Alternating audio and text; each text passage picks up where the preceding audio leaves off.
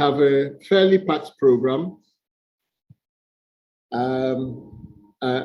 over the next 2 days and just 3 hours a day, and we're already behind the scenes.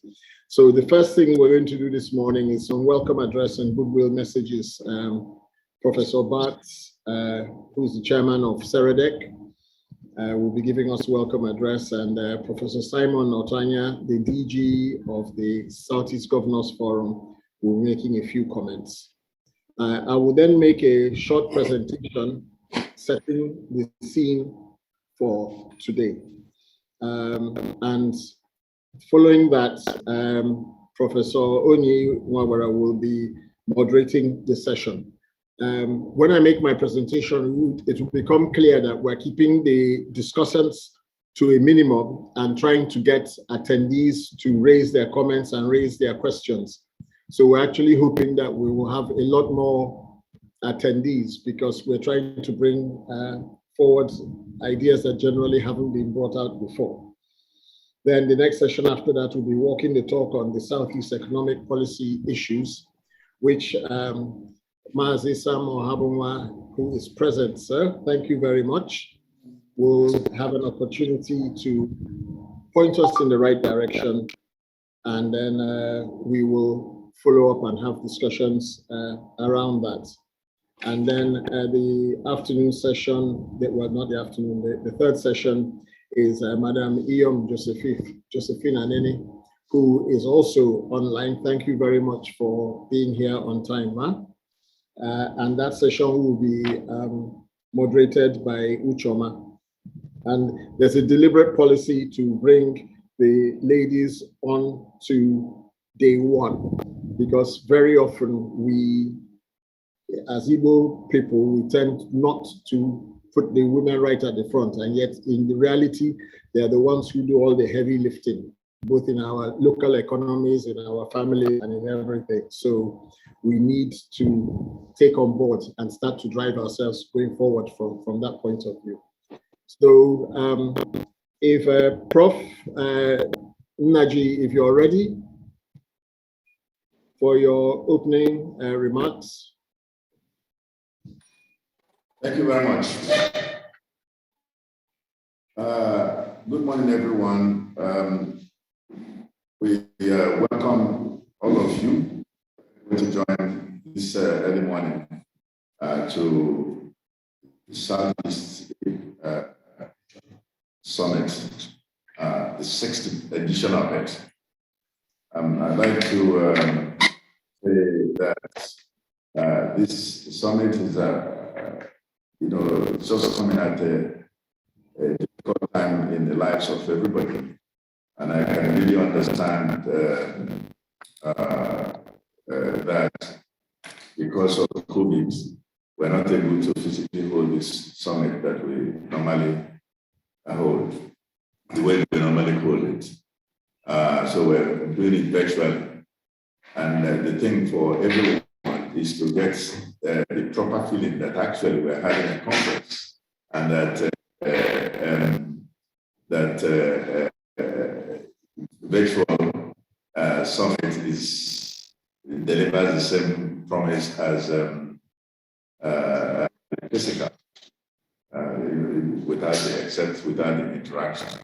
So on that, I'd like to thank those who were able to participate in today's summit, day one, and thank Dr. Abani for all the hard work, along with the team that worked with him in putting together the summit.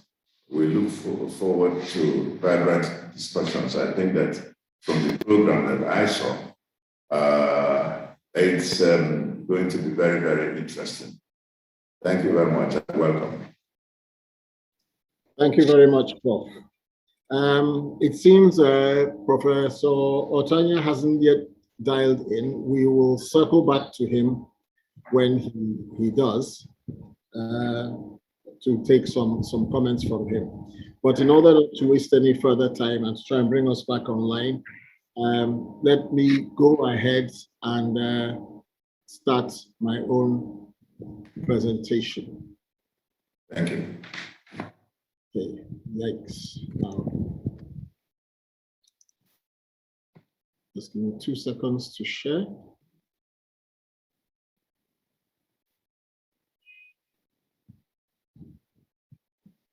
You know, the way it always is when you are needing to do something, all of a sudden it takes its time.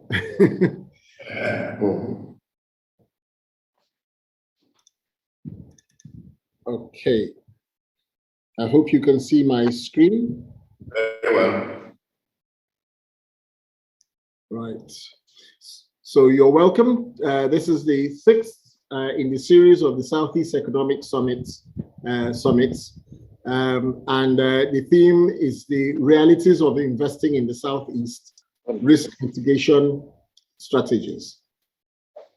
The title was developed deliberately, not to startle anybody about investing in the Southeast, but rather to face up to the realities of what is happening and the fact that there are people still investing in the Southeast and there are lessons to learn and there are lots more work to be done in order to drive the behaviors we're expecting to see.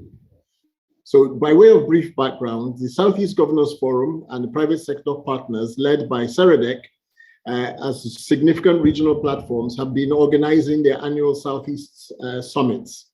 And it's multi-stakeholder and provides an opportunity for the government, private sector, and citizens to interact on issues relating to the development of the Southeast.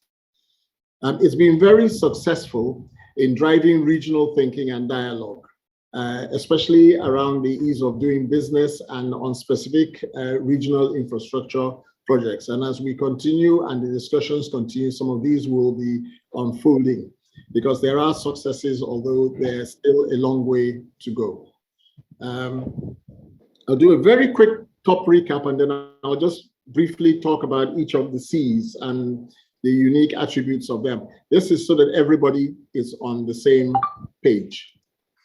And so the first of the C's created a platform for us having these dialogues.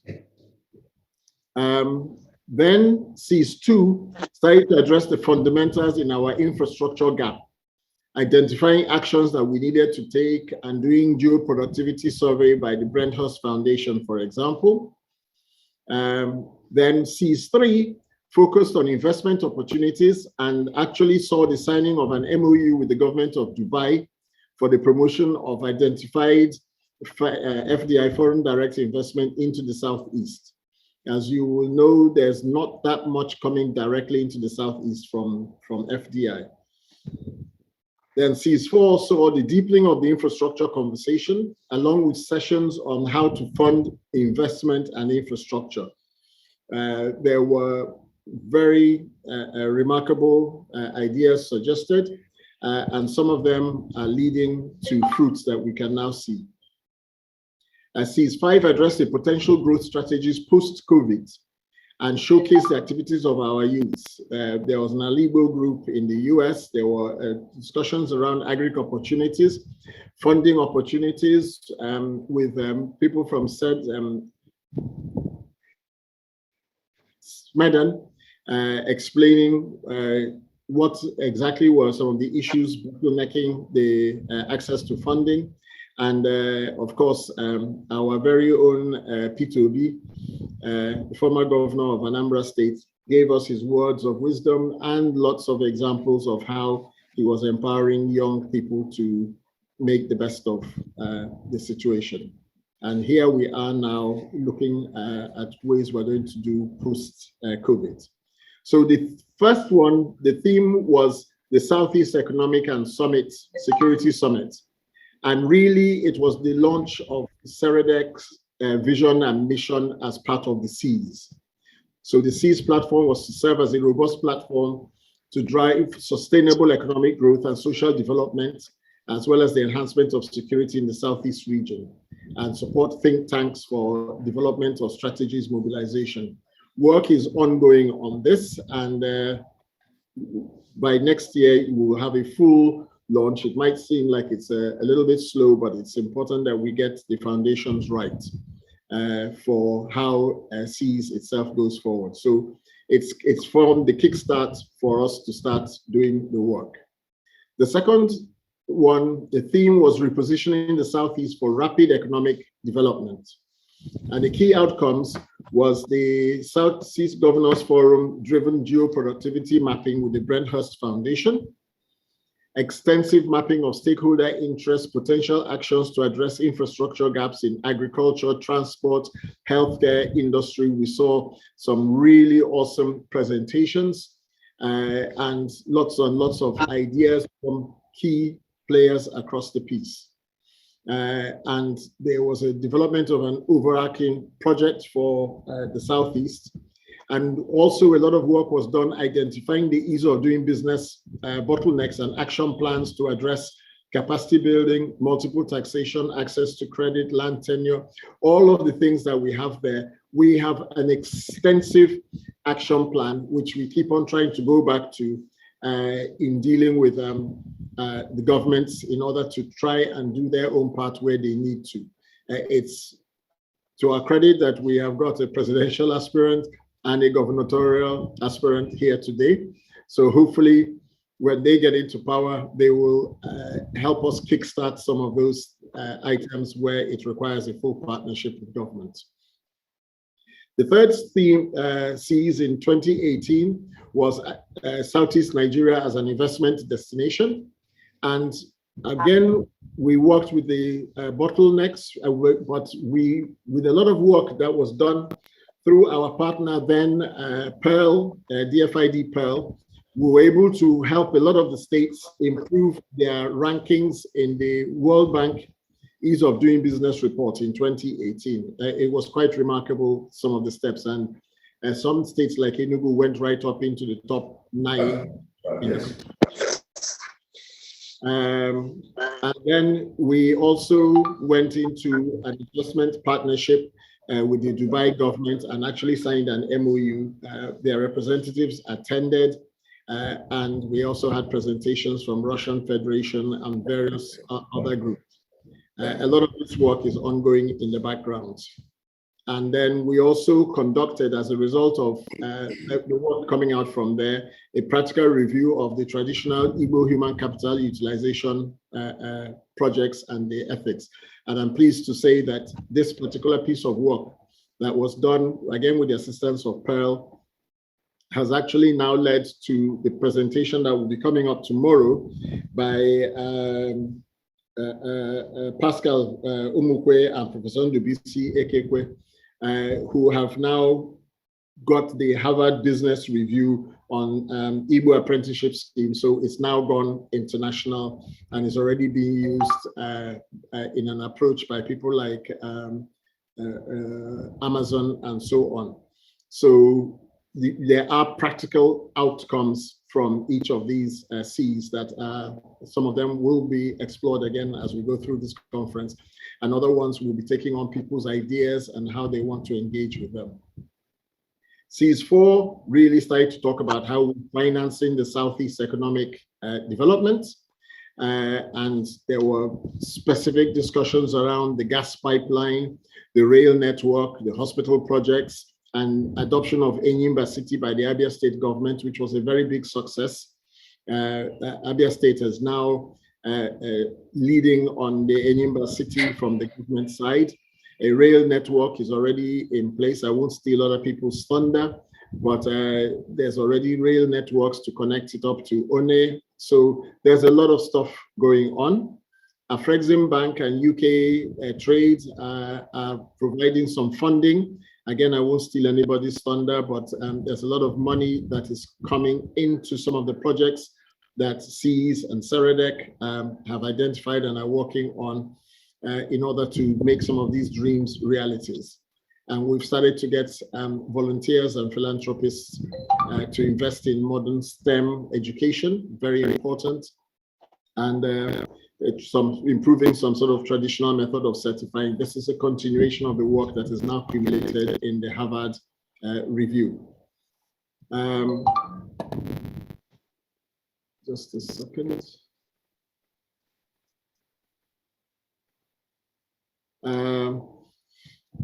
Series 5 last year was the post-COVID economic growth strategy. What were the actions we could take? And we looked at actions on special fundable partnerships, mentorship-given projects for youth and gender-balanced employment in technology startups. And some of the contributions we have made and some of our younger people have made have fed into the startup bill that is now being presented before the National Assembly in order to try and see if we can get some unicorns in the Southeast as well. We have got very talented young people and we need to do a lot more. We also looked at socioeconomic projects for vulnerable segments of our population, women, unemployed. And this really is at the core of what we need to do. And the youth session tomorrow, we will be encouraging our younger members to give us their ideas of what they need to do.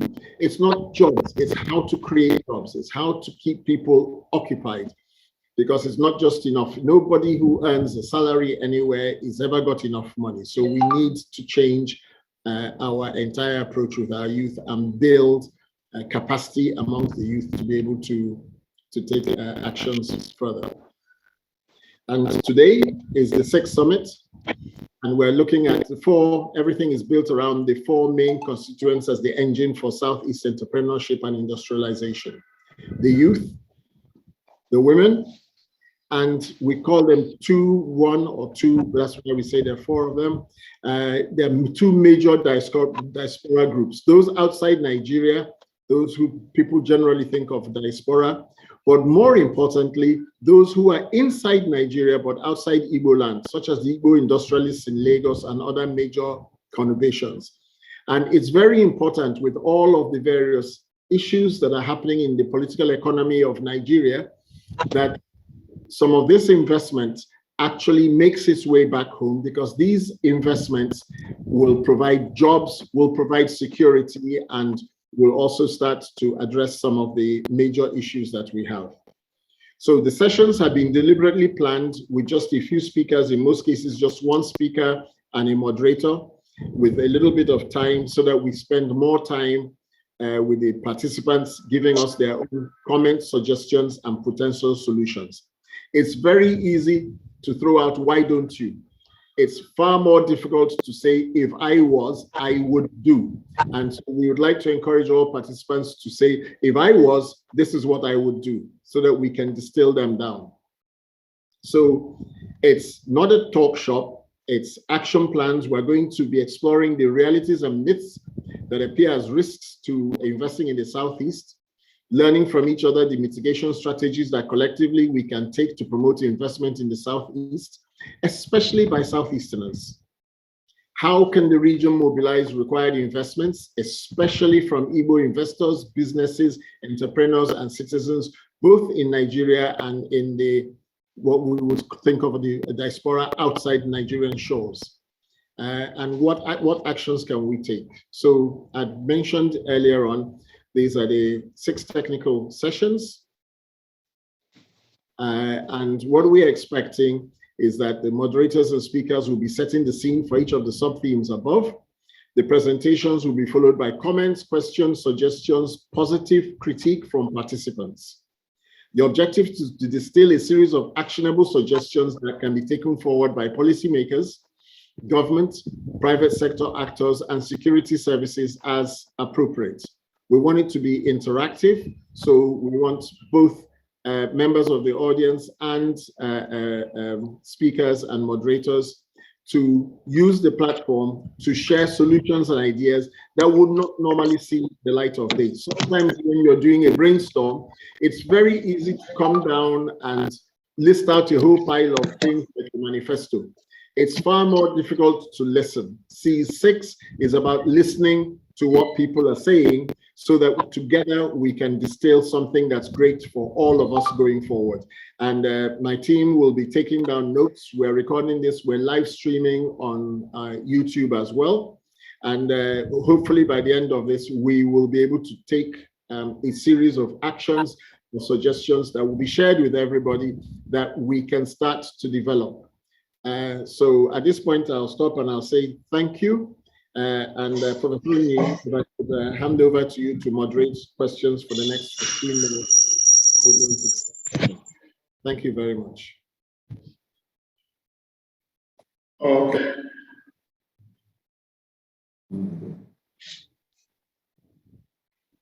Thank you, Dr. Abani, for that wonderful opening remark and setting the tone for what I expected of us, what we have done previously, and what we need to do today and moving forward.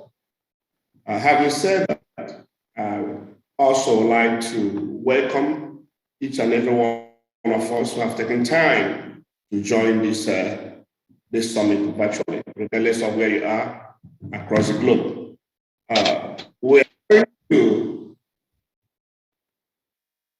We are going to take a look on the area of entrepreneurship in the Southeast.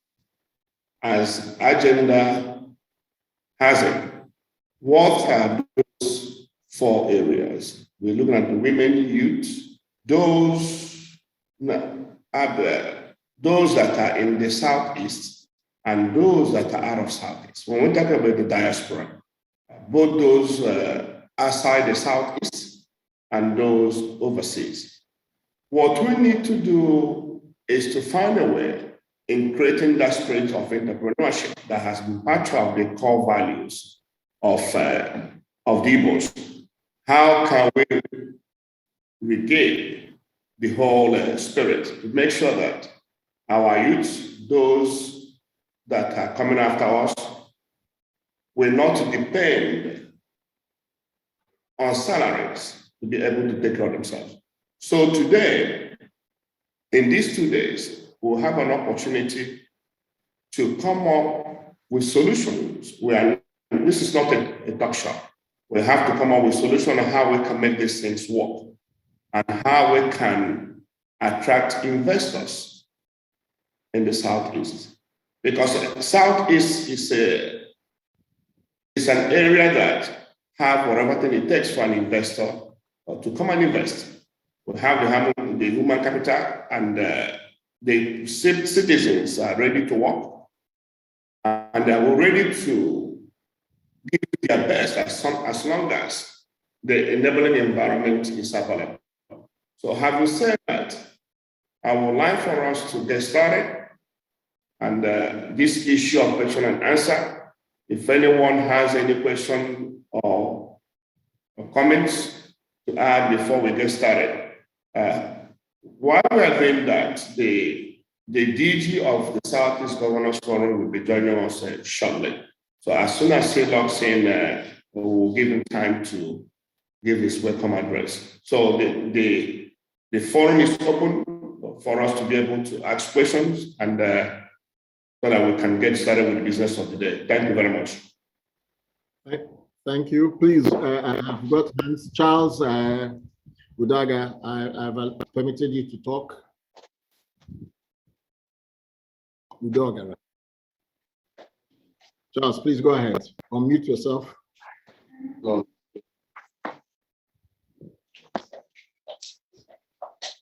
Unmute. Yeah. Go ahead. And the band day one. There was. Aga m asụ n'Igbo.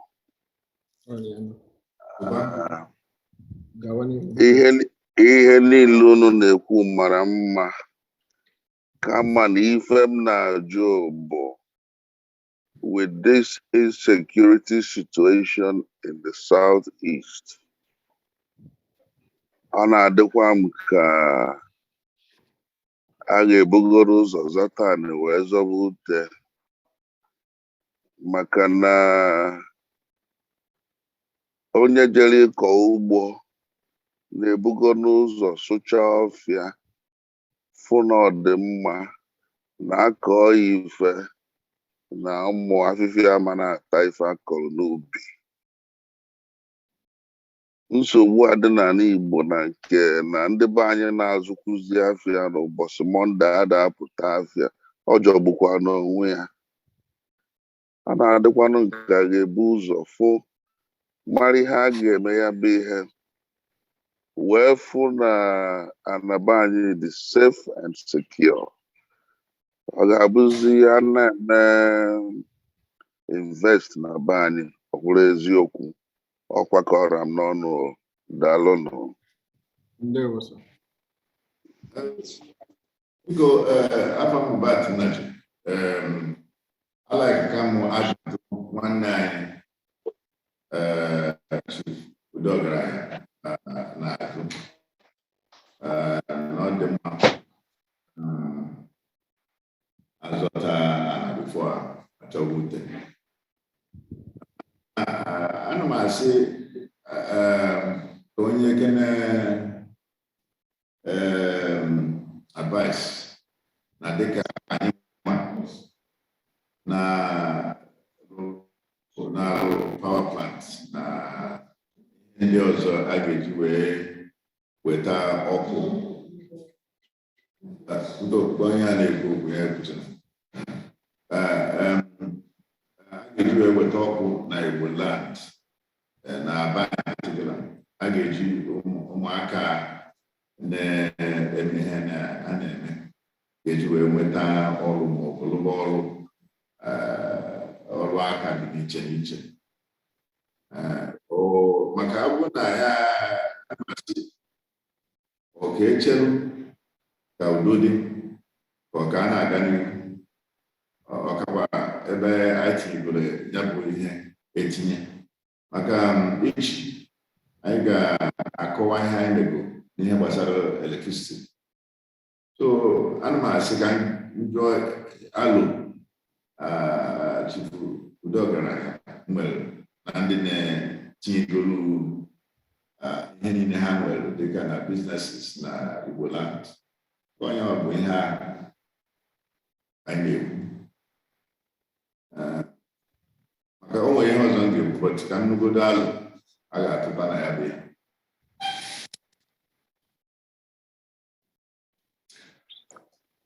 Prof.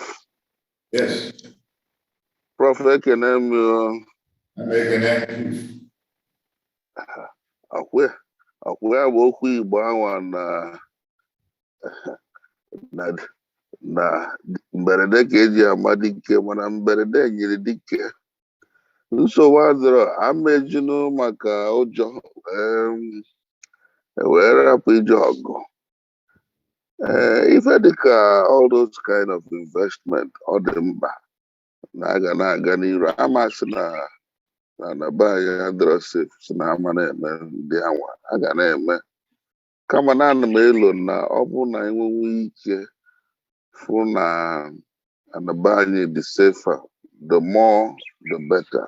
Na ọkwara ihe m na-ekwu ka uche anyị na nke anwa kama na amazizi na nsogbu dị si na ama na-aga n'iru, a ga na-aga n'iru. Daalụ sir.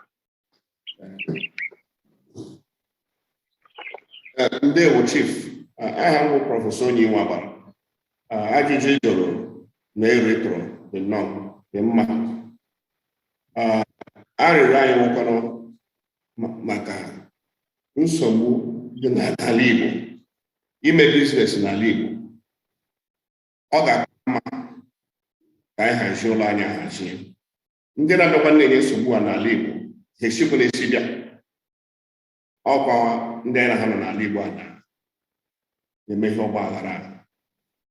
Arịrịọ ọmụ otu ọbụla o si dị, ebe ọbụla onye ọbụla nọ na vileji gị, ị nọ na town union, ebe ọbụla nọ, ka a na-agba ụmụ anyị, ụmụ okorobịa na ụmụ agbọghọbịa anyị maka asọ ọsọ ọhịa uru agba n'ọdụ ma anyị ememegha ala Igbo adịghị onye ga-ememara anyị. Arịrịọ mbụ onye ọbụla ebe ọbụla anyị nọ ka anyị na-agba mbọ na-agba ụmụ anyị, ụmụnne anyị ka ha weta udo. Ị ga-asị mmadụ bịa mepee ala gị, o nyere gị aka mepee ala gị, onye ọbịa onye ọ na-atụ ụjọ ama gị onye ọzọ nwere ihe ọ ga-atụnye.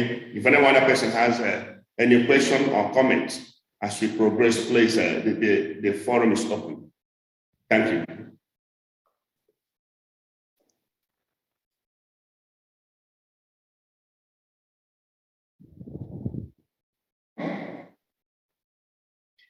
There are two questions in the question box from Aga Abani Harry Beat.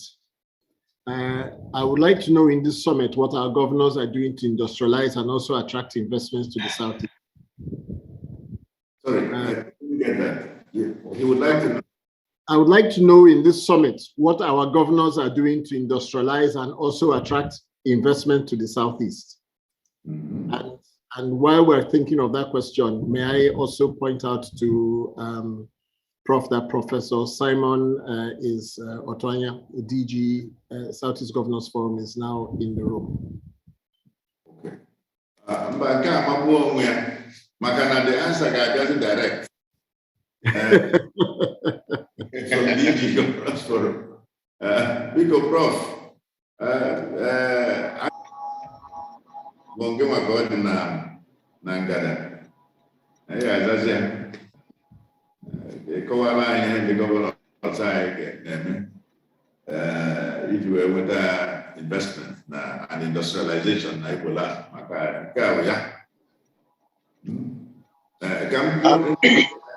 before Prof, yes. Na ebe ụmụaka ga na-eje ọrụ ma ndị nke ajecha university hapụ ha anaghị na Port Harcourt na Lagos na Abuja and ụfọdụ agawa ofe iji wee jee chọọ ebe ha ga-enweta ọrụ na ọ bụrụ na ọrụ dị na Igbo land ọ ga-enye aka too much and na ihe onye jụrụ ajụ na-ajụ governors ndị Igbo ihe ha na-eme maka industrialization ọ bụrụ na ịjụọ mmadụ ọ ga-asị na n'akụkụ Igbo land bụ ebe ya bụ industrialization aka nkụ maka na anyị nwa bụ ndị na-agba mbọ rie nne n'ihe gbasara industries nke onwe anyị.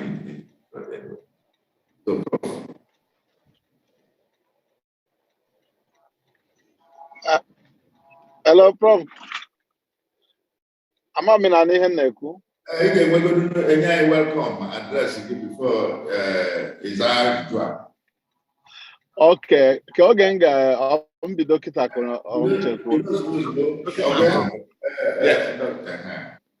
Okay.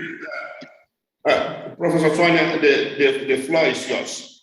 Both the welcome address and also to respond to the question raised by one of the participants regarding what the governors of the Southeast are doing in attracting investors to the region. So the floor is yours, sir. Thank you very much. Good morning, everybody. And I want to thank in a special way the chairman of SEREDEC, our own Professor Bart Nnaji, who had in the past doubled as a two-time Minister of the Federal Republic. Prof, I want to thank you for your consistency. Let me also thank the anchor, Dr. Mark Abani, and other participants in this summit. I want, on behalf of the Southeast Governors Forum Secretariat, thank SEREDEC for keeping hope alive, because it is one thing to start a process and it is another to sustain it. In the past 6 years, SEREDEC have kept hope alive. I recall what Dr. Lomsang Rampa, a paraplegic Buddhist philosopher, said in one of his books, The 13th Candle. He said, it is better to light a candle than to cast the darkness. I think that SEREDEC have tried to light the candle. They've tried to show the way where our people should go. And I want to say that on the part of Southeast Governors Forum Secretariat, We are partners in this process of lighting a candle. We are eager to see an industrialized Southeast, a developed Southeast, a region where our graduates will have gainful employment. If you will recall just a journey through history, in the past 6 summits, the first summit, especially the second one, Southeast Economic Summit, that was carried out in collaboration with SEREDEC, we did set out thematic areas in education, in agriculture, in infrastructural development, in health, in information, and the like. And I am happy to say that we are on course in pursuing those ideals and trying to achieve them. And again, coming at this time, the 6th Southeast Economic Summit that is holding today is a pointer to the fact that we've not abandoned ship. We are still on the course of progress. I therefore want to encourage all of us, especially SEREDEC, that they should never get lethargic and they should keep on keeping on in the pursuit of the ideal of industrializing our region. I am sure, and most of us will agree, that the governors of the Southeast are ever desirous of developing the Southeast region. Yes, we may be concerned about whether the developmental strides are a composite in the sense of an agreement. But you notice that every state is aggressively, every governor is aggressively developing his state. I believe that if every state in the South is developed, then the whole of South is developed. But that is without saying that a pure, coordinated, agreed development plan is not welcome. Of course, they are mutually inclusive. You can develop your state at your rate, at your pace, with the level of aggression that we have seen. But we can also come together to develop the Southeast. So there is a kind of mutual inclusiveness as far as development is concerned, because development is development, whether it is aggregated or whether it's done individually. But we believe that as a region, to pursue a goal, to pursue an ideal jointly by each and every one of us is a desirable thing. Part of that desirable thing is what SEREDEC is doing today.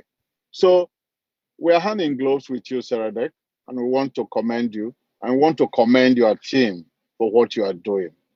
We're happy that, of course, any pessimist would have felt that the light has burnt out. But at every point in time, when we think of the light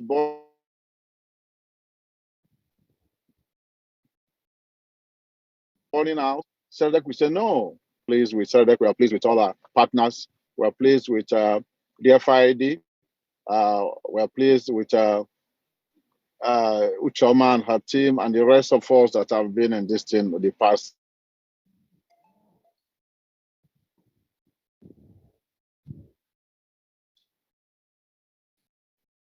six years. So, mayors to everybody. Thank you. Thank you very much, Prof. I hope somebody is listening to me. Thank you very much. I don't hear you. Thank you. Thank you very much. Thanks. Thank you. I don't know if I can go to the next question now. The question now. My video is off. I don't know. Israel doesn't want to let my video on, so let me I can do that for you, sir. But anyway, let me just say this: that coming to the question, can you hear me? We can hear you. Loud and clear. Okay. Coming to the question as to the efforts of the governors to industrialize the Southeast and get our young people gainfully employed, I think it goes without saying that the Southeast governors I've been doing a lot to get our young men gainfully employed. I'll give you a few instances. In Enugu, for instance, there is a project that's ongoing that will soak about 3,000 youths in terms of employment. And that is the Enugu Free Trade Zone. Now, a significant component of this free trade zone that is actually driving the process is the Lion Business Park. The Lion Business Park is around 9th mile into the axis of the state. It only will take somebody to visit that place to have an idea of what we are talking about. I think that kind of project is what we need to soak up our youths in terms of employment. This is just one of such projects. And I commend the promoters of Lion Business Park. And by the way, Lion Business Park is a government, private, individual arrangement whereby the Enugu State government provided the land as their equity and also other enabling environment and allowed the business people to come in to develop the place. There's all manner of things in that place. I believe that it will hire, to be conservative, about 3,000 youths or more. There are similar activities going on. Now, in providing an enabling environment for investment, in making taxes ascertainable, in providing tax holidays to genuine investors, and in ensuring that there is security and peace. We also can say that the Southeast Governors Forum are promoting investment and encouraging the employment of our youths. Innoson is one of the biggest players in Nigeria industrialization process. The Innoson in Enugu is hiring our people. The Innoson in Anambra, the car plant, is hiring our people. And the plastic company and all its other subsidiaries in Enugu, they're also hiring. And if the environment is not right, I don't think they will be able to engage our people and do business here. Just 2 days ago, His Excellency, the Governor of Enugu State, Right Honorable Dr. Ifeanyi Ugwuanyi, commissioned the Audi Center in Enugu. Audi is a very big car company, and for them to open shop in Enugu, it means our people will be hired there, no doubt, even if it is just cleaners. But we know that cleaners, drivers, we know that staff will also be people of Enugu State origin. And we know that when they start looking for other staff, even including engineers, they will look first from around the Southeast. And that means that there's an opportunity for our people to be gainfully employed. Now, this is just 3 out of several other efforts of Enugu State government. I speak in relative terms because of my proximity to the state, but I can comfortably say that similar things are going on in other states. The Enyimba city, for instance, in Abia State, I believe that if that project, if it takes off, then unemployment will be a thing of the past. I am happy to say that I did hear the other day that Geometric is coming on stream finally, and that is also a great place that our people will get employed. I know one can tell me, well, that is the effort of Professor Bart Nnaji and his team alone. But Bart Nnaji is not an entity, it's also part of the Southeast. So whatever thing that is getting our people to employment, we can also receive the accolade. Without the government enabling environment, I don't think Geometric would have started playing here. I know that in Anambra State, they have all kinds of programs from agriculturals and otherwise. So they're also doing an effort there, and I'm sure that the airport will hire people, and people will be working in those airports. Of course, the same thing can be said about Imo, and the same thing can be said about Ebonyi. Ebonyi is also embarking on aggressive industrial development. So while it can be said I have been slow in coming, but I know in the next 2 years, there will be an explosion in real terms, in terms of employment opportunity for our young people and the overall development of the Southeast zone. Thank you. Thank you very much, Professor Ortuanya, for that wonderful response.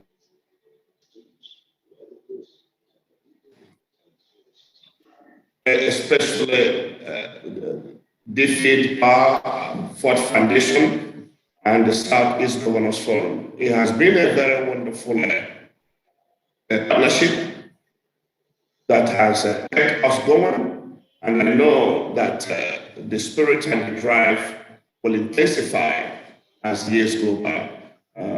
Professor Ortuanya, thank you again very much, and also I want to seize this opportunity to thank those of us who are not part of SEREDEC and Southeast Governors Forum that have, over the years, been consistent. Someone that, like Mazi and Ohuabunwa, that have attended CIS, and also people like Chief Chico Kalfo. The names, I can't mention everyone that have shown commitment in making sure that CIS and the Southeast Governors Forum every year keep rolling out outstanding programs for the Southeast. And I can't wait for the years ahead for us to start to see the dividends of this summit.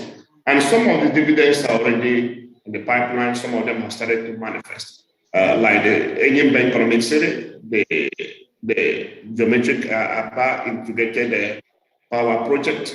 All these things, without people committing themselves, putting their money, these things will not come to fruition. And we want some more. The Southeast is like the novel that some of us read while growing up, Oliver's Twist. We can't get enough of it. So we keep asking Igbo sons and daughters to look towards the Southeast to invest and attract investment. I know that's a different topic, a different section for this summit this year. Having said that, I would like to hand over. I think we have short our time for this first session. Thank you very much. Just a second, please. Sorry, if I could just add one, just add my voice to thank Professor Ortuanya. Just because it may well be that because of your time, because you have a double hat as Secretary to the Government of Enugu State as well as being DG Governors Forum, that you may not be here throughout our session. Also, thank you. You know, the creation of the Governors Forum, Southeast Governors Forum Secretariat, really made it possible for there to be a bridge between the governors and the private sector, in particular SEREDEC. It has been quite wonderful, and you, serving as DG, you've just been wonderful. So I would like to add to what Professor Mabara said about your contributions. Please don't relent and continue to create that bridge.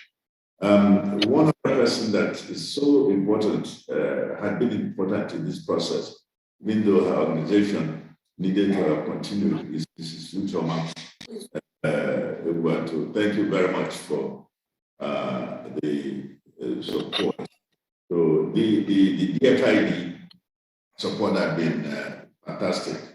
Although you people went away this year, but nonetheless, it's been good. Prof. Thank you very much, Professor Nnaji, Onwa. And having said that, I think I'm going to have to hand over to Dr. Abani to introduce the second section or second topic for this morning section. Thank you very much. Thank you very much. All the profs, Professor Simon, Professor Nnaji, and Professor Onyia. On the subject of professors, and I will be asking our second session is walking the talk on the Southeast economic policy issues. The moderator is Professor Onyia, Onyia. Chidebere, you may wish to unmute yourself. And our keynote speaker here is Mazi Sam Ohuabunwa, our presidential candidate, who's going to give us a pep talk covering a number of areas. I will hand over to Professor Chidi to please work with Mazi Sam. If you forgive my absolute informality, Mazi Sam Ohuabunwa, please. Thank you very much. Good morning. Thank you so much, Abani. Good morning, everyone. Thank you so much, Dr. Abani, for setting the context. Our next speaker will be Mazi Sam Ohuabunwa, which I think few people on this platform will say they don't know him based on his achievements in the private sector, what he's been able to add in terms of value to the nation and specifically around the Southeast. So what we're going to speak today on, he's going to share with us our ideas around walking the talk on Southeast economic policies and issues, keeping in mind the overall theme of this year's meeting. So within this conversation, I'll focus on areas around security, some governance, human and infrastructure concerns and opportunities that sit in there. Also around the green agenda, and considering that we're just coming back from COP26, the opportunities that present for us as a nation and for the young ones.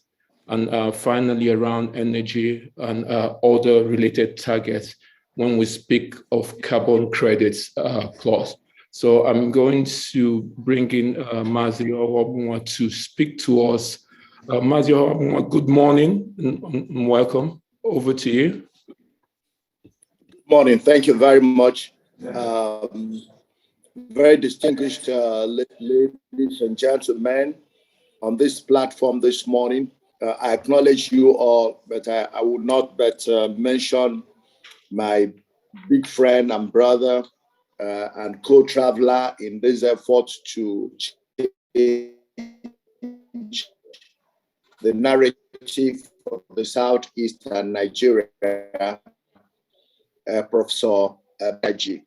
I also acknowledge Professor Ortuanya, the DG, and all the other distinguished people here, Professor SEREDEC and the SEGF, for sustaining the annual SEAS, the Southeast Economic Summit. And I want to thank the organizers for this. I am with right from the onset. I'm grateful to the organizers who find my contribution useful and who recognize that I've had a heart and a commitment to the well-being of our people, both at local communities, state and national level. Is that the sustenance of this kind of interaction is a sine qua non for the optimization of the resources available to the region to attain wholesome economic development and growth. Today, we're talking about walking the talk. Often, the greatest challenge to justifying the expenditure of the time and resources in summits like COP. Having been chairman of the Nigerian Economic Summit and having been a member of the summit for many years, that's always how much of our talk is yielding. I will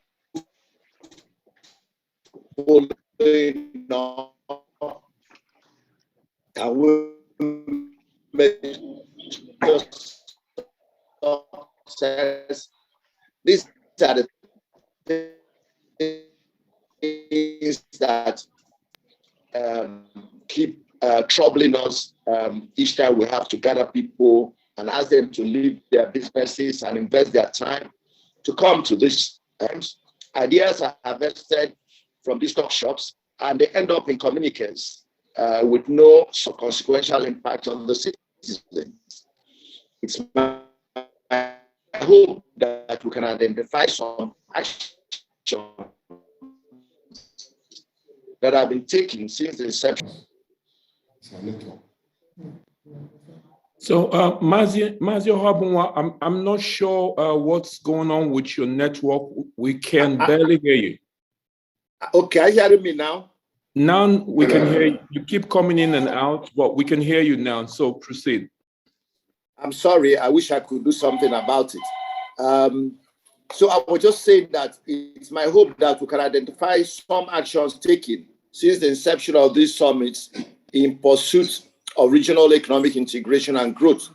Perhaps during this summit, we shall be updated of the progress made in implementing recommendations and decisions from the past summits, a kind of scorecard, even though your speakers, including Prof. Ortuanya, may have made some remarks here in terms of what is going on. But for me, and for many people like me who are watching, not just from the sides, but who are really in the center, we don't think the progress is cheering at all.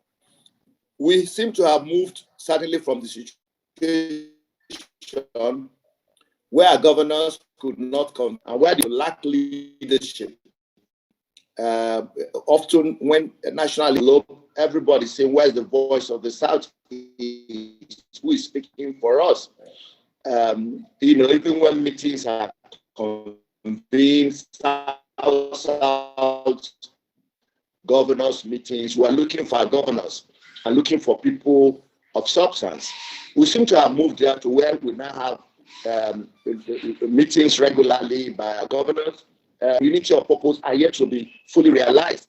Areas that I have watched for regional actions include the following. One, infrastructure development, especially on roads and transportation.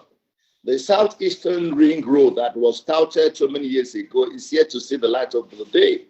A railway loop that connects our states, I believe, has been on the drawing board, and at best is in its infancy in implementation. In agriculture, the desire to vastly improve agricultural productivity in the region has not been translated into reality. We still depend on food imports from other regions to feed our people, yet we have such large agricultural potential. Yeah, we've seen some states like it, but the Southeast has much more to offer than rice. What is happening in the other states? Do we have the right policies, and are we monitoring the policy to take advantage of our natural endowments in agriculture and in other natural endowments? Again, I want to also salute Anambra State for the doggedness that it has in trying to become an oil-producing state. And I believe other states are working to do the same. Number three is joint development efforts amongst by the states in the region. Gas pipelines, electricity projects. We've talked about seaports. I haven't seen anything done to ensure that the Southeast has a seaport or outlet to the sea. Four is security. We long preached joint security for the region, even before we got into where we are now. I believe that some effort have been made with setting up committees and task forces, but it is generally lackluster. The Bubangu security outfit is still not visible as in other regions. Are you hearing me? Hello. Yes, we can hear you. Please, can everybody mute their microphone? Can everybody mute their microphone except the conversations coming out from people, please? Mazi, apologies. Your last comment was around meeting and your concerns about not having a clear traction in terms of actions. So please continue. Yeah, so I was talking about the Bubaki security outfit. I say it's still not visible as a regional outfit. Yes. While in line with Southwest and Moteko, a few days ago, I read the Ohanes Igbo was given an ultimatum to our governors to activate the outfit. This is embarrassing and should not be. We do not seem to be walking the talk. As security of lives and property is the prime requirement for any meaningful economic performance.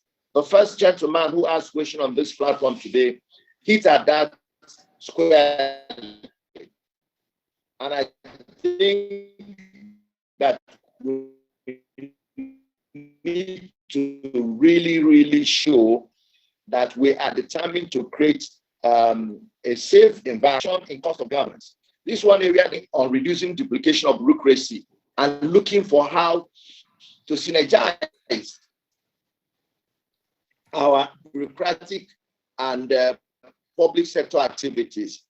Today, so much money is being paid out for servicing the bureaucracy all around the states, duplicating things when we share a lot of things in common, which can be handled by a common agency or a common unit. This is an area we've spoken about. I haven't seen progress in the area. Maybe there is, I have not seen it. Needed focus on investment promotion. Distinguished ladies and gentlemen, I continue to argue, be they domestic and foreign. In my mind, and I think all of us will agree that investments are primary. Investments create businesses, programs, and projects. Then the businesses, programs, and projects created by an investment create jobs. And jobs create wealth. And wealth drives away poverty. If we need to deal with economic problem, a primary focus must be on it. We also know that to attract investment, we need to put our focus on the following. One, ensure a secure environment. That is one. Two, enforce law and order.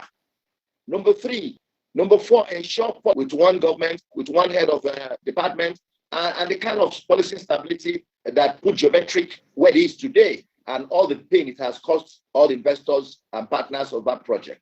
We need to provide irresistible incentives that will attract investments. Investment move from where they are less regarded and less rewarded to where they are better regarded and better rewarded and better protected. No economy will grow based only on public sector investment. Investment is from the private and non-governmental sectors. And many of us who are in the diaspora know that there's enough resources outside Nigeria, even with our diasporans, to bring the development that we're seeking here.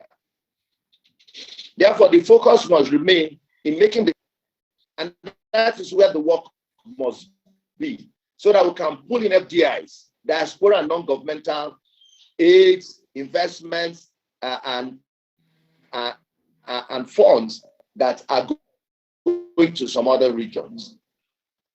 Therefore, the ease of doing business ranking must remain a central focus. Recent developments in regions show that there's so much left to be done. Our areas of competitive advantage should take our primary focus, and I'm glad that today we're talking about them. Entrepreneurship. How do we, from secondary school to tertiary institutions, train our students to begin to become entrepreneurs while they are even students and come out and set up their businesses? And those who are already in entrepreneurship, how do we scale them up, increasing their capability? How do we assist them to access capital? Many of them are doing this on their own and struggling, and it is a tough job. Our government should set up a joint funding agency, not necessarily providing the fund, but locally and internationally. Industrialization, we need to focus on industrialization. That's also an area of comparative advantage or even competitive advantage for the region. Clusters, as we see in Nnaji and in parts of our country. We also need agriculture, modern, mechanized. Commerce, wholesaling, and distribution represent areas of forte. And so we need to develop a logistics infrastructure in the state, in the region. We can get everybody to come and have their product distributed out of Onitsha. That's even the most rudimentary way out of our back. This is area we have already built some leverage, and we just need to, take greater advantage by bringing economy of scale and bringing technology. Let me conclude because I was told I have only 15 minutes to make these comments. Mr. Chairman and very distinct panelists and members, it's good to continue to have these summits regularly, because if we stop, things may really get worse as it is, if it is the way it is now, and when the 6th summit, who knows what the situation will be if we didn't have anyone at all. But we as a region need to raise our game and show that we are ready. And this is at all levels, governmental levels, regional levels, individual levels, community levels, professional levels, whatever levels. The curriculum concept being actively promoted by the ATF should receive the attention of the governments and Igbo diaspora. Time has come for all to take a decision to establish an economic center in the Southeast. I am not promoting him. So that is and put his investment in an area of greatest need. Many of us in the diaspora can do the same. Even if it's one shop, even if it's one office, employ one person, we will be able to be creating some virtuous cycle that can raise the economic status of our region, personal responsibilities in job and wealth creation in our region. Ladies and gentlemen, permit me to conclude by adding that also the region must show greater interest in taking its rightful place in the political activities in Nigeria. Everybody knows the impact of politics on economy. Politics create policies that can boost an economy or destroy an economy. Many Nigerians have been audible in stating that the Southeast should be given an opportunity to produce the next Nigerian president. The Southeast is must be united, audible and vigorous in canvassing this position. The economic and social situation of the Southeast will not remain the same if we have a Southeasterner become the president of Nigeria. I want to thank you for this opportunity to make these comments on the need for us to sustain policy implementation and also measure output so that we are sure we're walking the talk in all these prodigious recommendations we make at summits. Thank you for your attention. God bless you.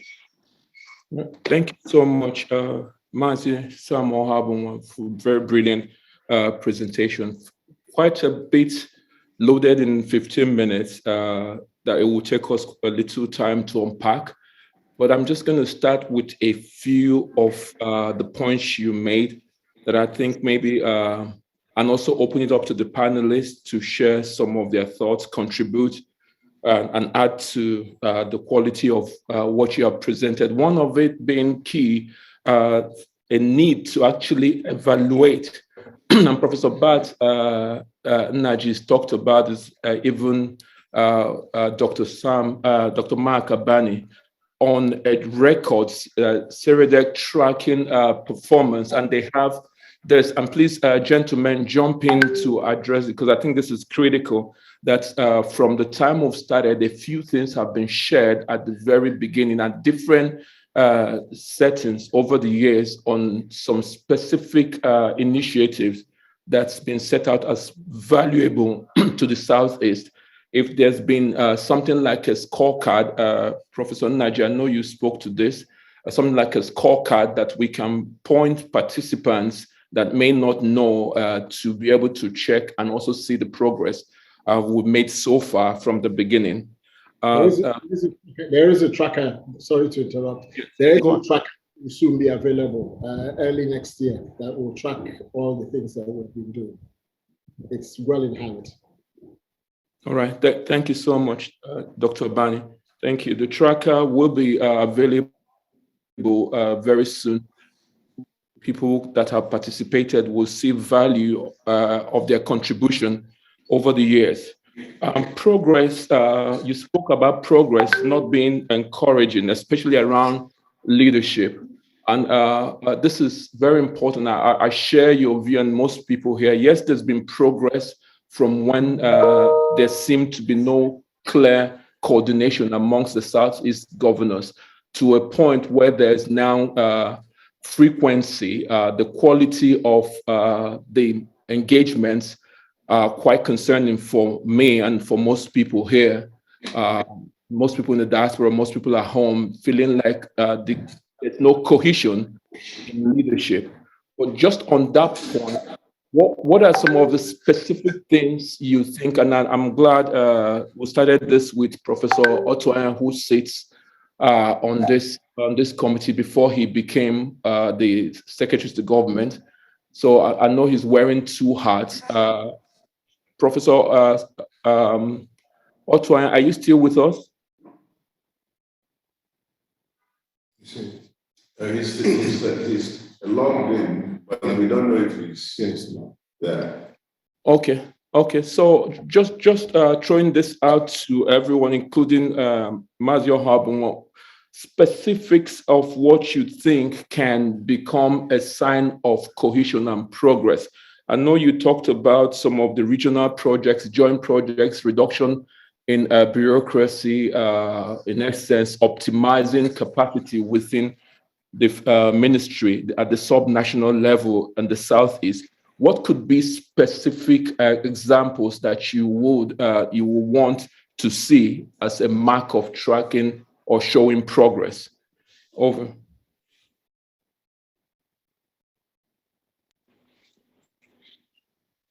Is it to me directly? Yes, it's to you, and any member of the panel can jump in. But I shared some of, but in terms of specifics, what would you, outside the reduction in bureaucracy that you point to, joint collaboration, and I mean based on lessons learned, because if these things were easy or in their minds something important, it would have been done. But what could be specific actions that can encourage them to move in that direction as a norm in a sustainable way, not one that ends at the end of every administration? Yeah, our greatest example is to look at what the Odua group is doing in the Southwest, and what also we have some activities in the North.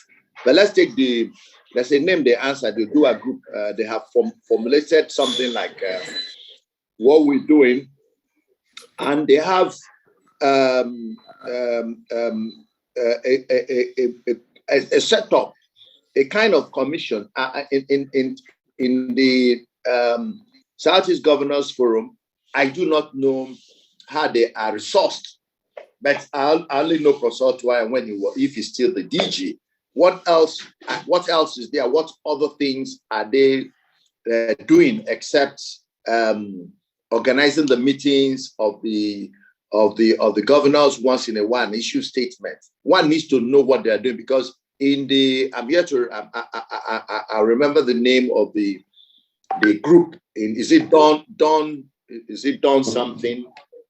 Dawn Commission. Yes, in the Southwest. It's a full-fledged commission with different departments drilling down on agriculture, drilling down on industrialization, drilling down on human development, drilling down on other aspects in the areas that the states, the Southwest states, are willing to compete and collaborate. And it's easy for them to have some agreements faster than we do here, because there's a working institution that is very well resourced. I think this is one way to go if we really do not want to just be doing, showing form without substance. We need to have a proper commission or agency, whatever name they call it. It doesn't have to be people by 1 million people. The people with expertise in the areas that we're looking at that will do the work. The governors are busy, the commissioners are busy, everybody's busy trying to do their work and make a living. Some people must run 24/7, designing and running inter-regional programs and projects, so that it's constantly on the front burner, not when we come to this Southeast Economic Summit or such things. That's one example I can give. Yes, and Mazi Ohuabunwa, brilliant response. And the reason I say this is that a very close friend of mine and a brother, a son of the Southeast that is a professor at Emory, was one of those that had helped work on that commission strategy document across the board. And he had shared a similar idea prior to when they started with one of the Southeast governors. I will not share the name. And the governor didn't think it was something that was worth following through, or something that they needed to pursue. Now you can see with the Southwest that it's gone beyond just an intellectual endeavor. It's gone beyond a concept node. They're actually now working within critical sectors that will form a niche area in the Southwest. An example is this. So where I currently work, there's a few projects that are going on with the African Development Bank. They call them special agriculture processing zones. And amongst those that have been considered, a few of the development partners are working with the serious regional governments, one being Kaduna, another one, the argument we're having now internally is between Ogun State and Oyo State, to support them in creating the outline business case that can support investment in those areas and expand the value base of the region. And these are the type of conversations I do not hear in the Southeast. Not that we have not shared these ideas with some of the governors. Professor Bart, Nnaji, pardon me, you know my views about this, even as I spoke last year at this event, my concern and near frustration for this challenge. And Mazi Ohuabunwa, you spoke about this in your comments around creating logistics hubs. You talked about this in the agro-processing zones. These are an agricultural sector. These are things that we have strong capacity in, ranging from Ebonyi State all the way down to Enugu and Enugu State. We have capacity. I mean, Professor Nnaji is doing what he's doing with his team, Dr. Abani, but these are individual efforts. The Southwest governors are looking at this from a coordinated perspective, budgeting amount to the best that can come in and help them. They're not concerned about regional people coming into, they get the best from wherever they can get. The same with the work we're doing with Governor El-Rufai around these agricultural processing zones in Kaduna, with all the security issues you have there. So investors, we go first where there's safety, where there's a level of comfort for return on investment. But my question to you is now, considering that most of the investors are concerned because there seem not to be this governance capacity, and also projects that are in the Southeast have not been developed to the extent that you could call it bankable, and remove them, these investors, for asking for some sovereign or partial risk guarantee. What would you suggest could be a way to manage this concern for investors that are not necessarily as invested as Southerners, but people that are bringing investment to the period because they see value for their investment? What do you think could be some practical things that we could do if the governors are not willing to show leadership at scale? Yes. Sorry, before Mazi adds to this, let me just make a comment about what Mazi presented and what Prof. Onyia is asking. I can confirm that there is no economic cooperation going on amongst the governors of the Southeast, and it is most unfortunate. But nothing that I can see that is economic in nature. What we have more is a reactionary, like a security issue. They will get together and have meeting on it. Just reactions on political issues, but I can't see anything economic.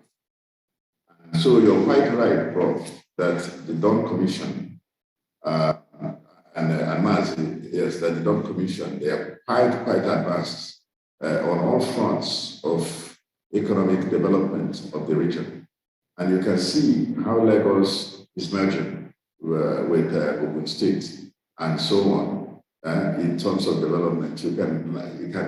It's not even so discernible except by science that there is a difference between Ogun and Lagos in terms of economic development.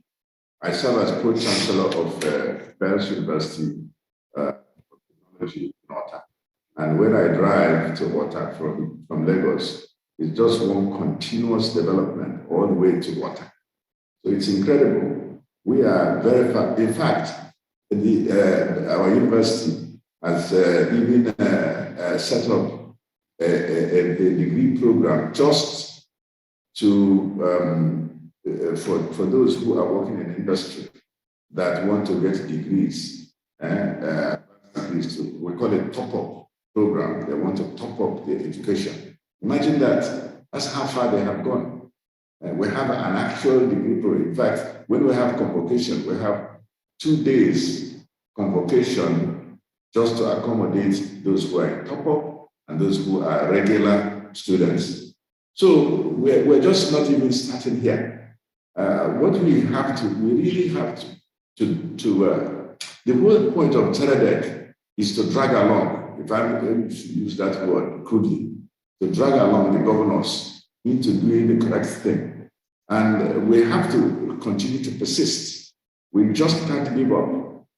Because even if you look at the political landscape in terms of transition from one regime to another, it is a private sector organization like ours that can help to make that happen. So I think that what they and there are so many things they can do. For example, do you know that if a public a commercial driver goes from Enugu State to Abia State, they have double collection. So so this is common. They get arrested in Aba or Umuahia because they're carrying the badge that they paid, their permit. You know, these are things that are very simple to solve. There are just so many things like this that could be addressed when you talk about ease of doing business. Yeah. Thank you so much, Prof. Thank you. Thank you. That's a good segue into Mazi Ohuabunwa's response to my question. Thank you. Yeah, thank you, Prof. And thank you, the older Prof. Let me not say bigger, older. Mazi, you can say both. I will accept it. But although Professor Onyia is trying to catch up by wearing a gray beard, he will not catch up. No, thank you, because you really, the question Professor Onyia asked was a very difficult question. You see, the role of government in economic development, especially in third world, in evolving nations, is so large-reach that you really can't do much without their cooperation. In fact, if they can get out of the way completely, we can do a lot for ourselves. But the point is that they'll get on the way while you're trying to do much for you. That's why SEREDEC is kneeling and begging and gesticulating and frustrating for them to come on board, at least give us right of way, because the people can do a lot for themselves without government's intervention. But the moment they see you moving and they don't want to go, they'll stop you or they block you. Exactly. So I am glad that Professor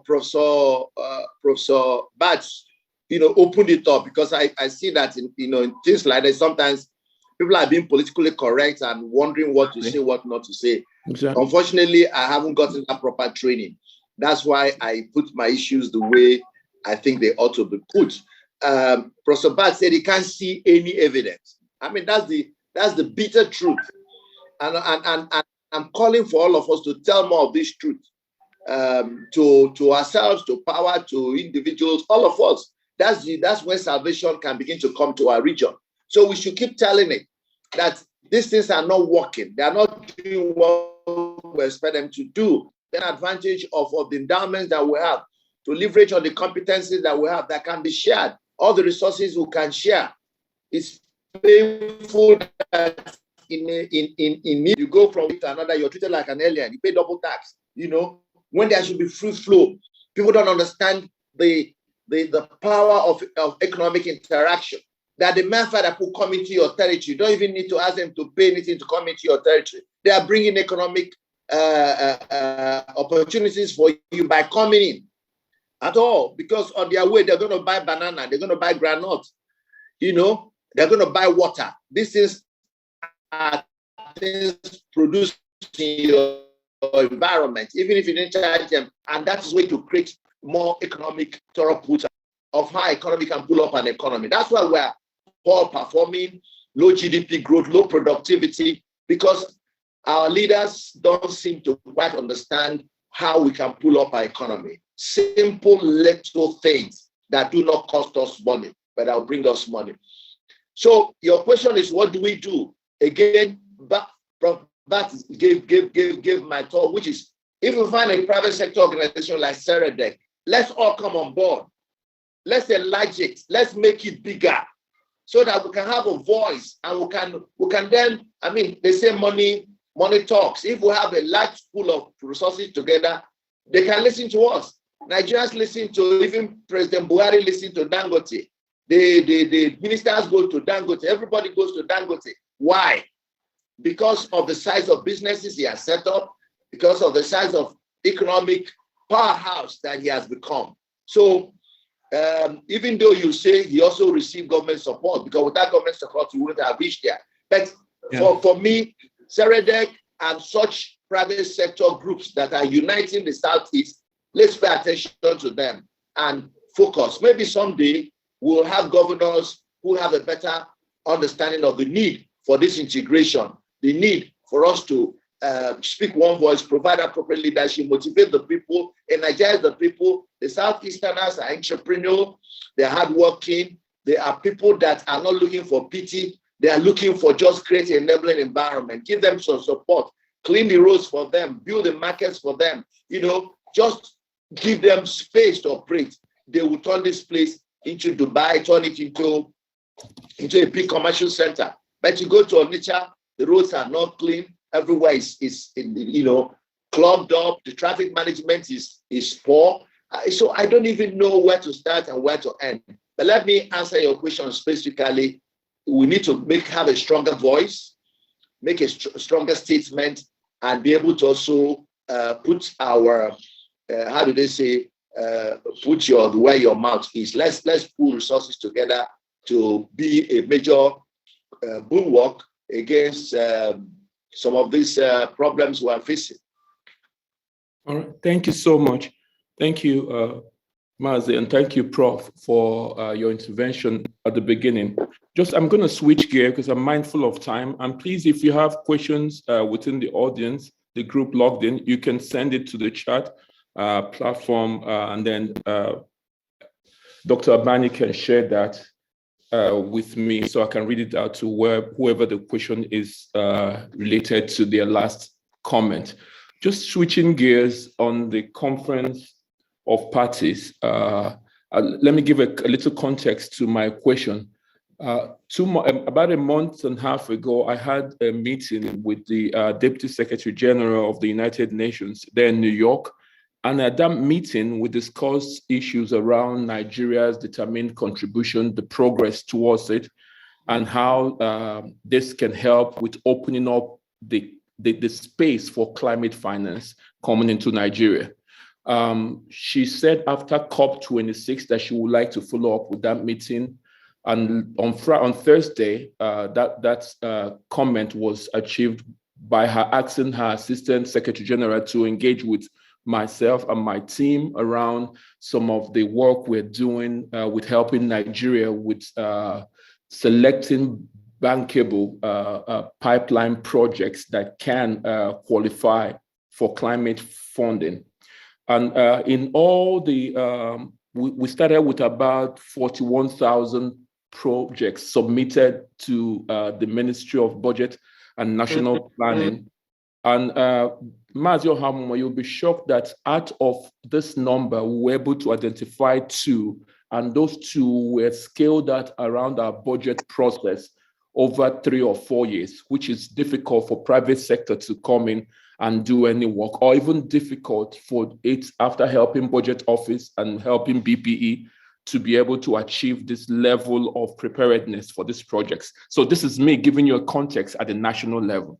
At the sub-national level, the agreements out of COP21 speak to issues, especially around youth and youth empowerment, as this is a new area. The climate space is a new area that investment and money comes into the country and into regions around specific interventions. I'm not hearing any of our Southeast governors being part of it. A perfect example is that Lagos just launched, and Professor Bart and Nnaji, you will know this, their energy transition plan. And what this is that this is pointing Lagos State towards a just transition towards net zero. But in doing that, opening up the space for investors to bring in private sector monies into a state that is already positioned very well within the strategy of a region. What do you think the problem is? Is it lack of capacity, interest, or is it this talk about the youth is just being a talk to achieve some political bandwidth, but really the thought process that sits behind this is lacking? Because it's not a thing about capacity. Mazi Ohuabunwa, Professor Nnaji is here, Dr. Abani, a couple of people here, Madam Regina, people that can actually help if they really are looking for help. What do you think we can do to support the youth?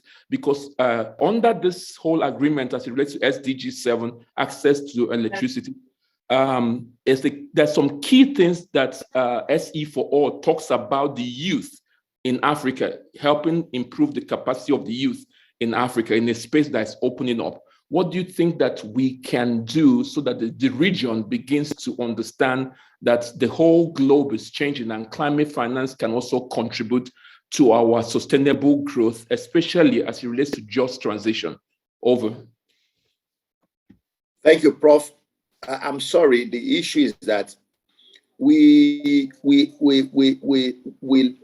everything you said is present. We don't have understanding of what you are speaking about. Our states don't seem to understand that the world is moving away to a new place of greener energy, less carbon footprints, and where the world is willing to invest and support countries, states, communities that are willing to begin to work in that direction. We don't seem to have understanding. Because of the poverty in the land, we are consumed by looking for how to make a living. That is we, the ordinary folks. Now, those who have appointed as our governors are concerned with the next election. They are concerned with who takes what position, who displaces who, and what. That there's little time paid to dealing with issues of today, not talk of dealing with issues which they think are issues of tomorrow. Yes. There's no way I can describe it. There is just no traction, no interest. I've been involved in some initiatives where we're speaking in this way, thinking about, how to build some infrastructure for greener energy. It's like you're speaking Greek to most of the people that you meet along the way, and they say, tomorrow. Let's try and solve the problem. And it's a difficult thing, especially when the people that are saying this are not the women in the area market or Chanja market. Exactly. These are people in the corridor of government whose job is to look at the future, whose job is to project the future, who are supposed to be visionary in determining where they're taking us to. What kind of country are they taking us to? A country where fossil fuels will be of no value. Fossil fuels, nobody will drink them, nobody will buy them. And we are spending energy worrying about how to share the revenue coming from it and all that. That's our problem. We're too transactional in this country. At national level, it's bad. At sub-national level, it's even worse because of grinding poverty. The people are not able to pay pensions. They're not able to pay salaries on due dates, especially in the Southeast. Therefore, they find it difficult to think about such more important things as this. My only hope is that we will continue to, the way out for me is to continue to speak and write about them. And hopefully, we will, during the transitions that Professor Bart talked about, we get people in top positions in government who are understanding and who know that the world is moving away to somewhere else, and we can take advantage. Because I think that the decisions in COP, all these COP meetings, are taking the less developed nations, giving them some opportunity to equalize, because the advantages available are completely democratized. In fact, the less developed nations, if they wanted, can take real advantage because they have greater opportunities to plant trees, greater opportunities to do greener energy, greenfield operations, to establish windmills, to establish solar energy utilization, water harvesting. There are just so many things we can do, which is not only due to our low development, but which we can take advantage, because all this can attract investment from a world looking for how to support this transition. So I think all I can say, let's talk more, write more, and pray, and then show political. Somebody is talking about SEREDEC being apolitical. No human being can afford to be apolitical and leave. You can say we should be non-partisan, but you can't say we'll be apolitical. Are you living in a bubble? You live in a political environment. You can't be apolitical. So we continue to be politically sensitive to environment and take actions that will establish political leadership that will understand what we're saying. Yeah, thank you so much. There's a question. Yes, I'm about to read it now. Yeah, there's a question on the chat. Please, Prof. In terms of that question, you're quite right, Mazi, that everybody is political in nature. I mean, we have to be politically sensitive. The only thing is that we shouldn't allow the politicians to lead an organization like SEREDEC. That's the thing. And we set out that way. And we simply, the fact that we're even holding this summit is all about that. So we bring them in to be part of it. If they're able to participate, great. If they are not, we continue to move forward. The other one about being able to raise, to set up a fund. Already SEREDEC has set up an organization called Southeast Finance Corporation. And that corporation is also very much advanced in setting up a bank. I think most people don't know that Wema Bank is completely a Western region Bank. And a lot of things flow through Wema Bank into the country. And so we're not doing a lot of publicity about it, but it is on. Yeah, I think that's the point. That's the point, Prof. We need to now ramp it up. We need to be more aggressive in selling it and inviting more people, because it's an answer to the question Professor asked me. What are the alternatives for us? With Ortuanya, we need to strengthen the private sector side.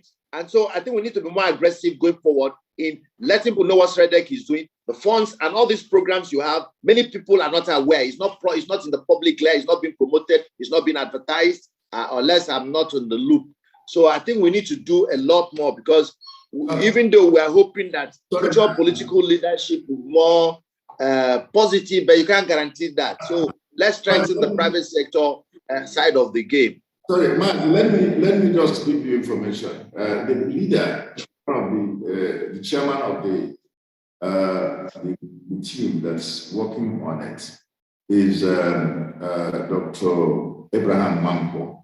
And they have actually gone very far. The feasibility study is nearly complete, okay, for it. So you will hear about it soon, very soon. But, you know, being that Igbo endangered species in this region, I had them import too much. So, man, I go. Yeah, out I go. Yeah. Thank you so much, Professor Nnaji. I guess your response is to the question asked on the chat. So I'll just move on from there. As another one that says, let the SEREDEC fund develop infrastructure, and if politicians take the credit, we can live with that. So this person is being more reconciliatory. In terms almost like what Professor Ortuanya did with trying to take some credit for geometric sources, which I have my views, but because here I'm trying to be playing political correctness, I'll keep quiet to those views. But what do you think?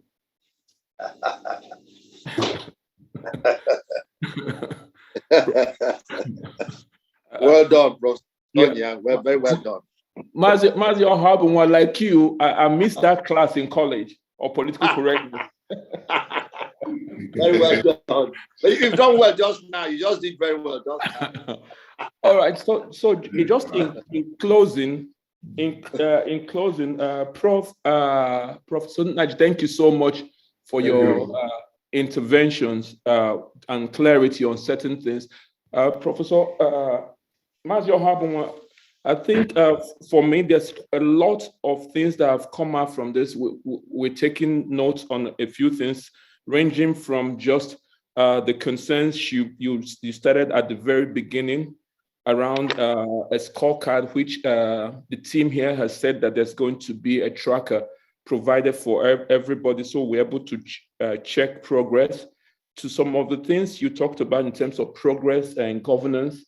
Somebody on the chat had posted that with Anambra State having a new leadership, that we're already heading in the path of that quality leadership and that level of intellectual capacity that leaders need to have outside the very mundane or basic aspects of their work, which is paying salary, going to Abuja to get money and back. You speak to them being able to lead from the front, but also think ahead of what legacy really should be, and not just what today's political correctness might present for them. Especially the matter you talked about, and Professor Bart Nnaji's example around double taxation, multiple taxation going around, just a simple transport from Enugu to Abia, attracts all sorts of taxes and levies on the way, which is a pass-through cost to the customers being our people in the region, and the commodities they sell, which eventually come back to the consumers if they're transporting goods and all that. And you talk about reduction in all this bureaucracy. What you speak to is the commission type of approach, where there is more of a cohesion in the way things are done, the way their performance is identified, tracked, that is done in a sustainable manner beyond political interest. If I will quote a political player, a very vocal one in the Southwest, that said once in a conversation that when it comes to the Oduduwa matter, there are no party lines. Oduduwa is supreme. That was what he said, and he meant it. And this is a cantankerous fellow that said that. So you're speaking about optimizing processes, especially ones that are value added. So we're not busy trying to go back and forth in who adores the other in minutiae. So you also talked about focus on investment, investments that are actually going to help create jobs, businesses that create jobs. And you allude that once jobs are created, that wealth creation follows through, and that has a direct impact on mitigating the insecurity risk that we're facing as a region. And to that, you go straight into security issues that we should ensure that the environment is secured, knowing that no private investor is going to bring their business into a region that is less secure than the region where they are. So what is the incentive for coming over? So you talked about enforcing laws and orders, and about private sector encouragement, incentives that you consider, use the word irresistible. So for me, the last comment you made about entrepreneurship is critical. And Professor Nnaji's intervention there about the Southwest University, where they even go as far as trying to provide an enabling environment for those that normally do not have the certification behind there or are aware of the best practice currently, have the opportunity inside the university to do that. We don't find a lot of that pushed by our region. Hence, most of the political capital and economic capital around higher education sits in the Southwest and not in the Southeast. And finally, I think for me, the matter you talked about, responsibility for wealth creation, is something that's critical for those that are outside people to contribute to it, to that whole process, bringing in businesses, creating the environment. But all this sits on the risk management that this team addresses. Businesses are important, but if people are not secure, they will not feel that level of comfort. If investors are not secure, they will ask for sovereign guarantees so that force majeure do not affect their cash flow. You know, so all those things are critical. People like Professor Bart is a living example that when you invest on that, you have to have a very strong heart. You have to make sure you're not depressive because you might end up on medication just going through an investment cycle in the Southeast. So why that is important is for us to also speak to those that are in leadership to encourage them to be able to push security as a critical first step towards an enabling environment for true investors. And not, saying that they're raising IGR by taxing and double taxation. That's not what we're talking about. We're talking about real direct investment, foreign and local, from the private sector. And you talked finally about participation in politics, active participation at the center, and the value that can provide if we have our A team involved in the process.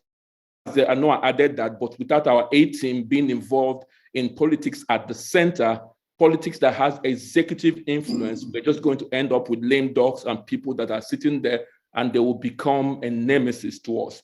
I'm sure that's not what you mean. So on that note, I want to say a big thank you to Mazi Ohuabunwa for taking our time to come to speak with us and share your wealth of experience. It's been very valuable and a lot of things to talk about after this event based on your contributions. Thank you so much. Thank you indeed. Thank you very, very much. Thank you, Prof. Thank you. Thank you, Prof. Chidi, for excellent stewardship. I know there are a couple of chats in the room. We will take them as we go through the remaining sessions. But although we started late, we still want to try and finish on time. I will now we will now move to the third session, which is the Igbo women contribution to the Southeast development. And as I said at the beginning, our mothers actually are the engine room behind everything that actually works in the Southeast. I know because I have my most effective workers on my farms are the women. They do far more than any of the men do in more difficult circumstances. So not just at that level, but in everything there is. When you train a woman, you train an entire nation. I'm afraid tourism, every time I pay my staff, I pay the men.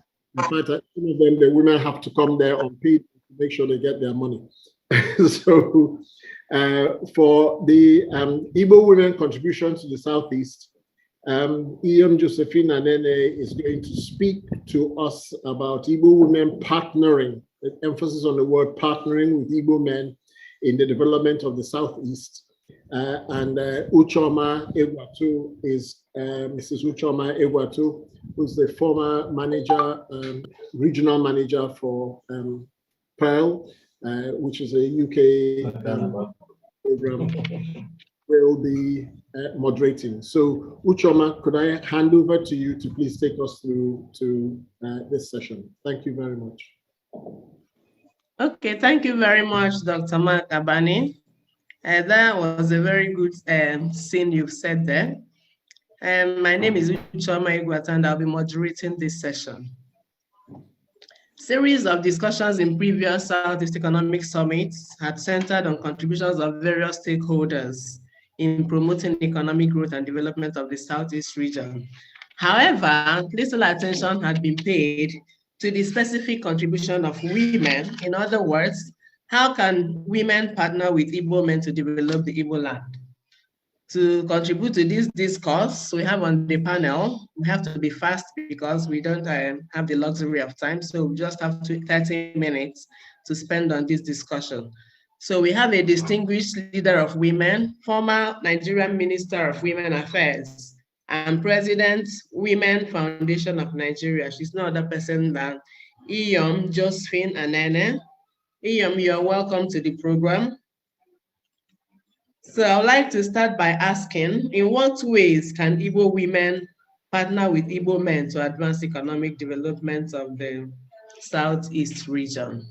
Or rather, I'll start with saying all protocols observed, but I must observe that I noticed the presence of Professor Nnaji, who is our Board of Advisors Chairman in Nkatandi Iyom Igbo, and our presidential candidate, who has been on this journey for so long, and I'm praying that if he becomes president, or maybe for Neku since,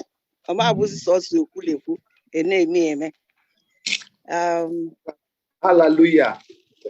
Hallelujah. Dr. Mark Abani, thank you, Professor Chidi. Thank you. I was here from the beginning, so I heard all the Oyibo so. My chairman, who said I should come and speak on behalf of Ndi Nkatandi Iyom Igbo, told me that I shouldn't bother about developmental language, that the people who will speak that one are there. I should just talk as a woman. Onyigbo, why Onyigbo? So, but I have a little paper to read before I start speaking Igbo. So I thank SEREDEC, who is our partner organization. I'm here as a representative of Nkatandi Iyom Igbo. That is a socio-cultural group that was formed at the peak of the COVID-19 pandemic in the heat of the lockdown. The membership is open to every woman of Igbo ancestry or by marriage. And it is open to all classes of women. The class of Nda Regina, the development experts, the professionals, and the market women and the farmers and villagers like us. The motto of our group is partnering for development. It was an idea whose time was almost behind schedule and peaked during the realities of the pandemic lockdown of the global economy.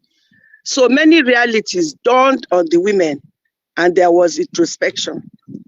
Amidst the global socioeconomic chaos, the women went down memory lane. We, as Nwanyi Igbo, remembered that in the book of Genesis, there was this verse that says, men and women created he them. This Bible verse is fundamental and informed to a great extent the formation of the Nkata Ndi Iyom Igbo. Men and women, he created them. So God himself wanted men and women to work in partnership. So that was why we created that Nkata Ndi Iyom Igbo. And of course, you know that Nkata in Igbo terms means conversation. And as always, with women's introspective calculations, we remember that though created men and women for recreation and physiological purposes, we seem as humans to forget the essence of that divine creativity and reason. There's a reason the Almighty made us men and women. It is for a cooperative union of strength and ideas that can help humanity to thrive and develop. We as Igbo are thriving, but are we developing? The answer is for all of us at this time of our history to answer. The answer is for all of us at this time of our history as Igbo. Let me not bore you with biblical or cultural and gender matters, but suffice it to say that we as Igbo understand the power of community, the value of Nkata or conversation at the family, umunna, kindred, and communities as Igbo people.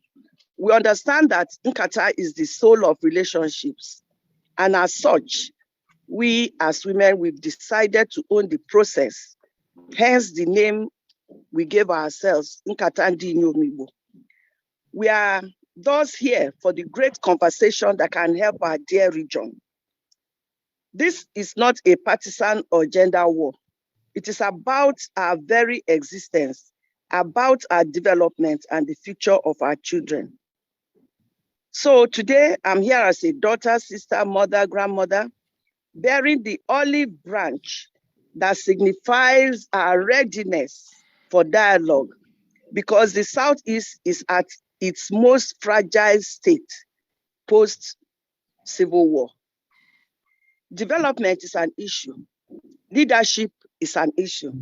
Gender parity is an issue.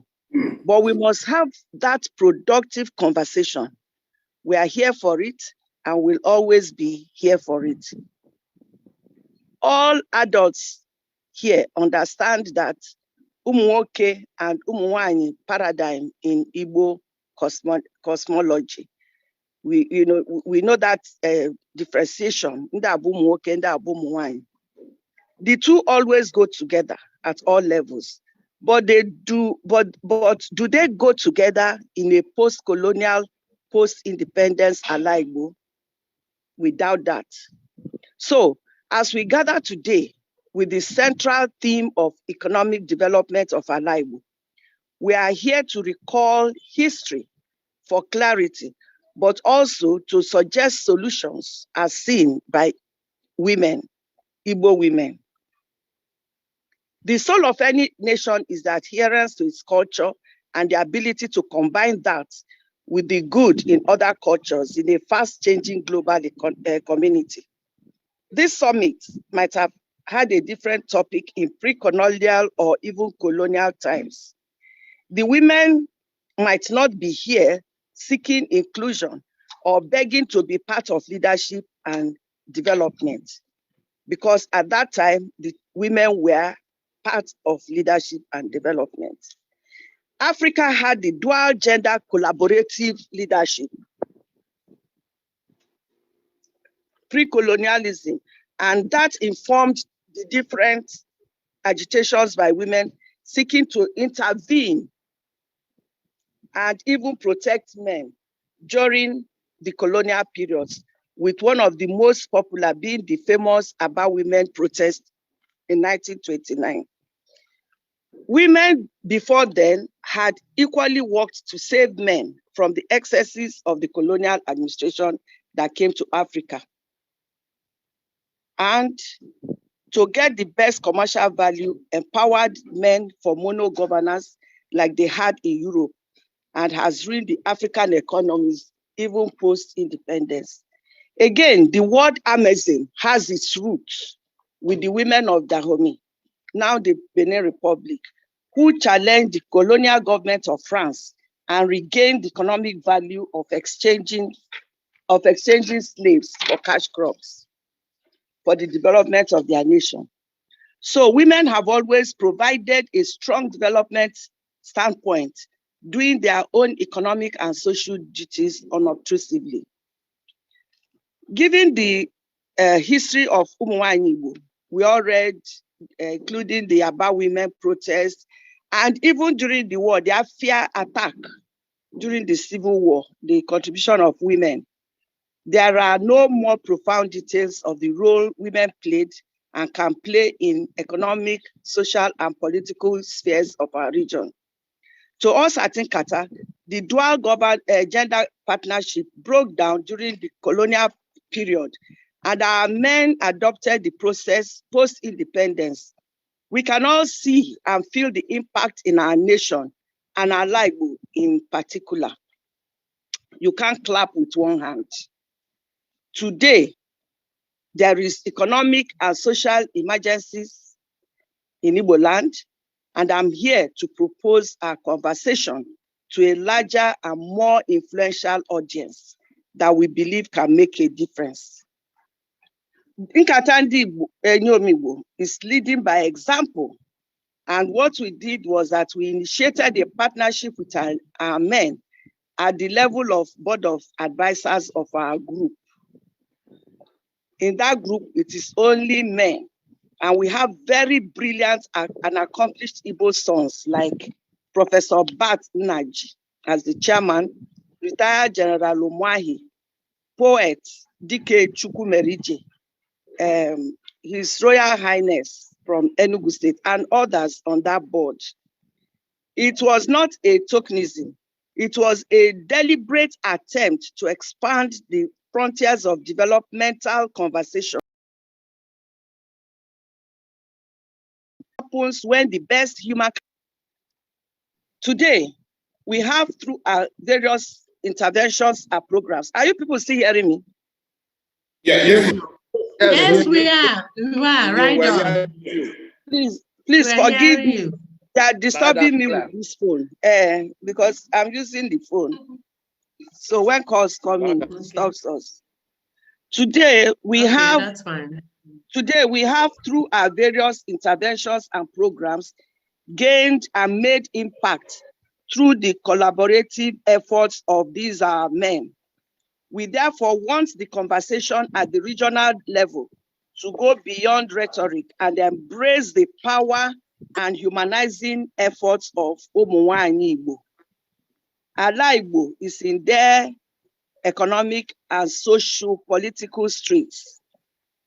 As we stretch our hand of fellowship to our men, it is apposite to mention that Ụmụnwaanyị Igbo have excelled in all areas of endeavor like agriculture, entertainment, diplomacy, corporate governance, academia, civil servants, etc., etc.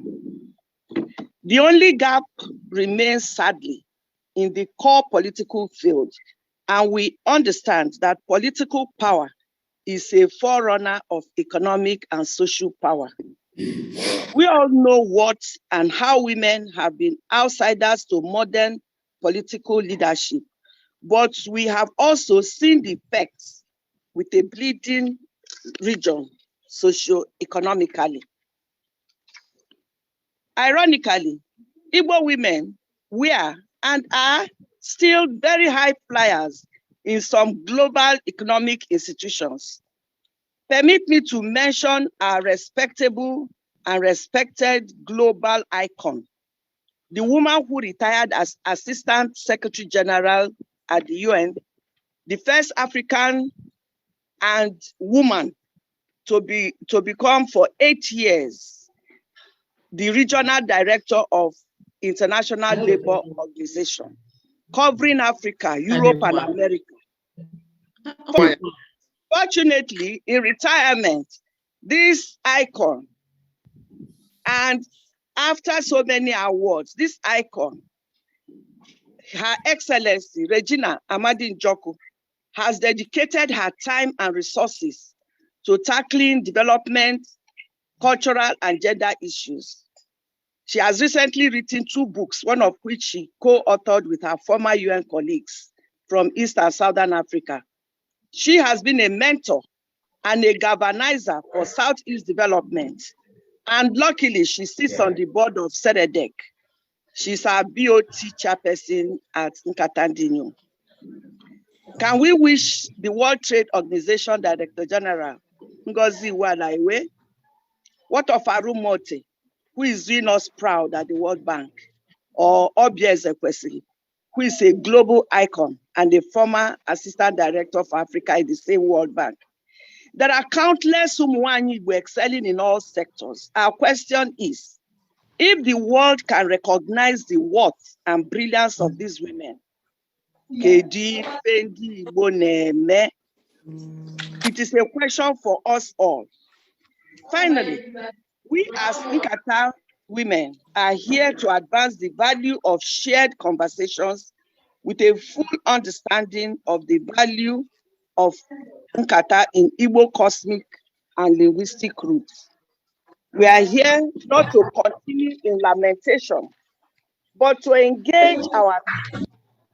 We are outside knocking for the door of economic opportunity, partnership, and prosperity to be opened to let in the nurturing power of Igbo women.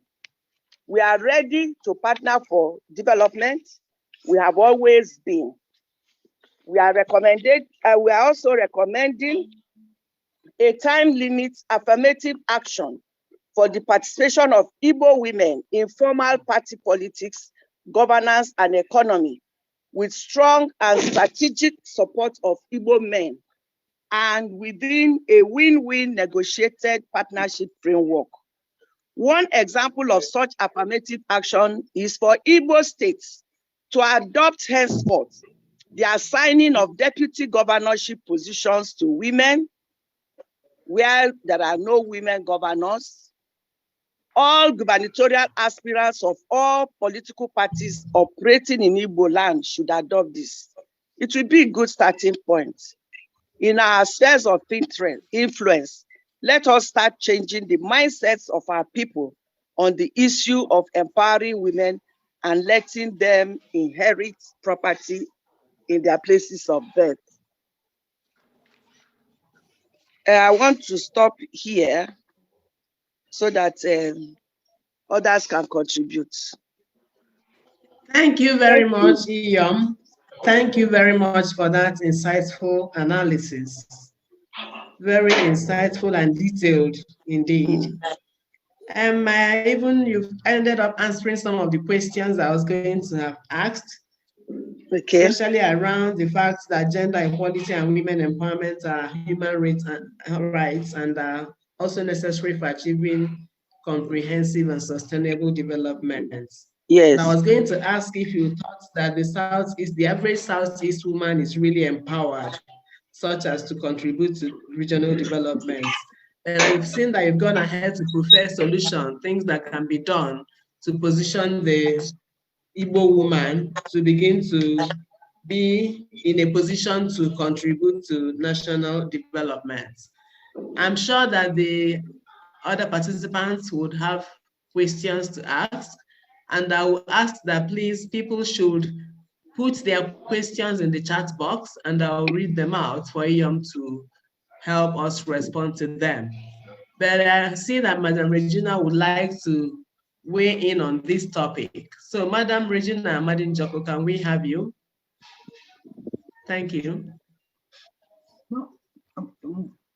Good afternoon, everyone, wherever you are. I'm really honored to be here. I did my best to be here this morning.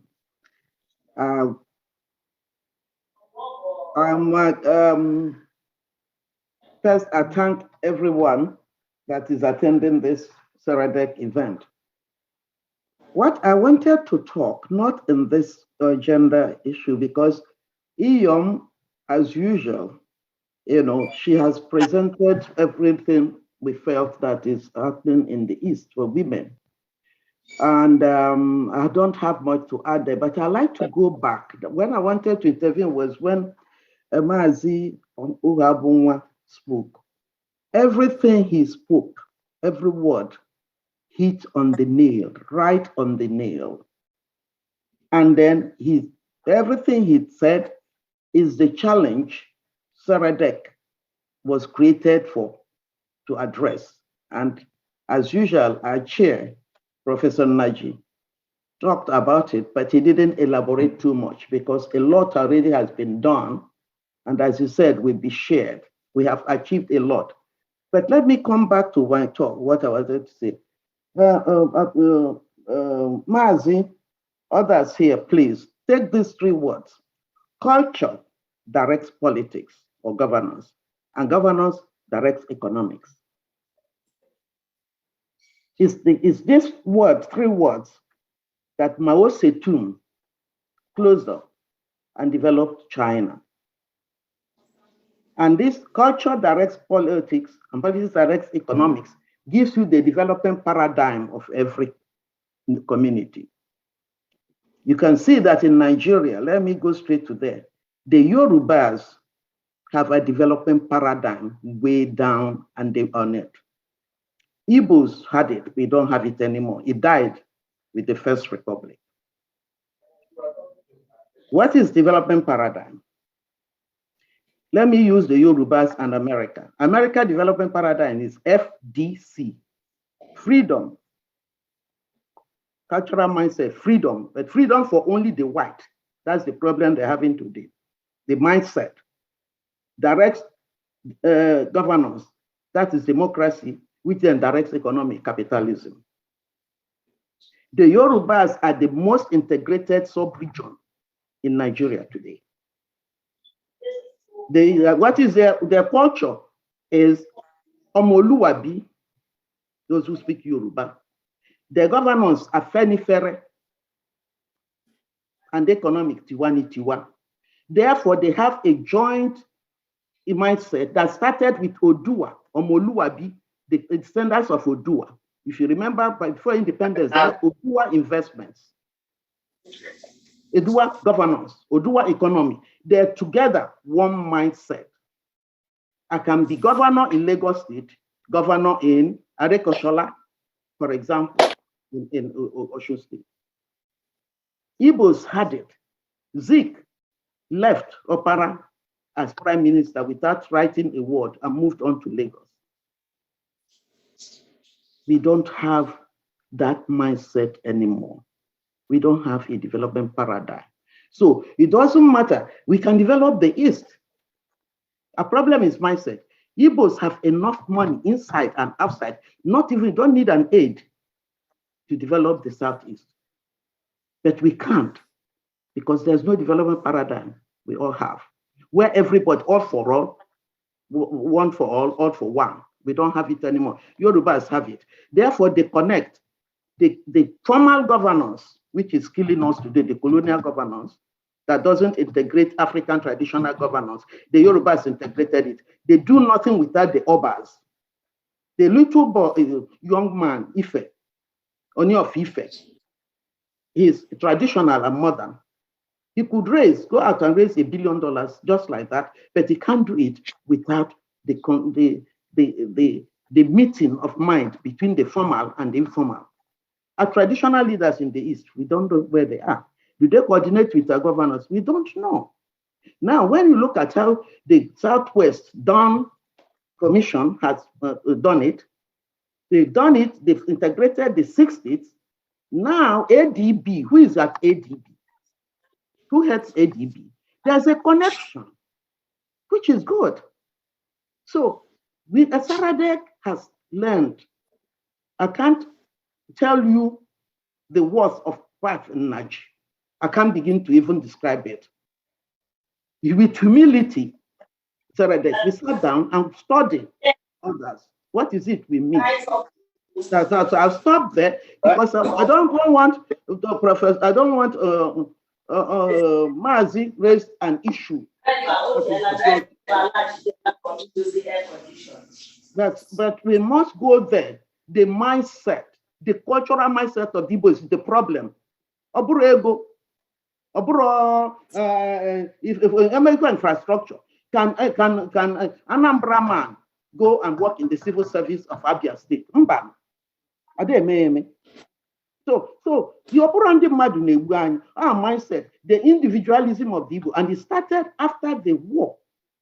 Post the Biafran impact on us, the civil impact on Igbos have to be studied. We don't have a center of strategic studies of our action. SEREDEC have been trying to do that under the of Professor Nnaji. We went back first to see who we are. What is our problem? How do we move on? What happened to us first? Then we can move on. So I don't want to belabor and take us away, but Mazi brought out something. He was pointing to it, but he didn't reach it exactly. Professor Onyia asked them, they know this, the people that we know, the problem is Igbos have to, Yoruba said Yoruba Ronu, and they have the humility. There was a point in that national polity after the death of Abiola that everything would have exploded, but they were smart. They don't get mad, they get even. Have we learned to do that? So there's so many things we have to learn. Infrastructure can be railroads as much as you like, but in the Igbo family, so it's something that we have to look at. I'll stop here. Please, I'm sorry if I'm always passionate on the development. I don't mind. Thank you very much. And to finish, Iyom, thank you very much. I don't know whether women, there are many women, where I'm only one tiny thing among millions, but and it's something we need to cultivate. I'll stop here. Thank you. Thank you very much, Madam, for that contribution. It's not so much of a digression because all the issues are actually intricately interwoven. So talking about issues of shared identity and having one mind, which you have highlighted. I would like to invite any member of the panel to tell us how this can begin to be forged, given the cultural disposition of the Igbo man as it relates to women participation in governance. What can the men do to Ucheoma, play a greater role? Ambassador Kim's hand is up, please. Okay. So I don't know if you would like to answer the question, what can be done to forge greater partnership between men and women, considering the cultural disposition of especially Igbo men towards women participation in politics? So Ambassador Nkem, I don't know if that's what you would like to respond to, otherwise let's have your take. Thank you.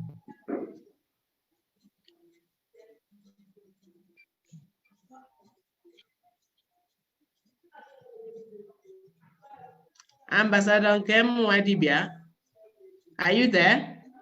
Yes, I am. I'm trying to. Can you hear me now? I can hear you. Go ahead. Good afternoon. Okay. No, I just wanted to make a very small point. First of all, to thank Iyom and Dr. Regina Amadinjoku. They spoke so well that I don't think I can add anything. But you did raise an issue. What can be done to position Igbo women? My first thought is that we should start by telling every Igbo woman from 18 years on to get registered as a voter, whether they are in the university or in the secondary school or a trader in the market or anything.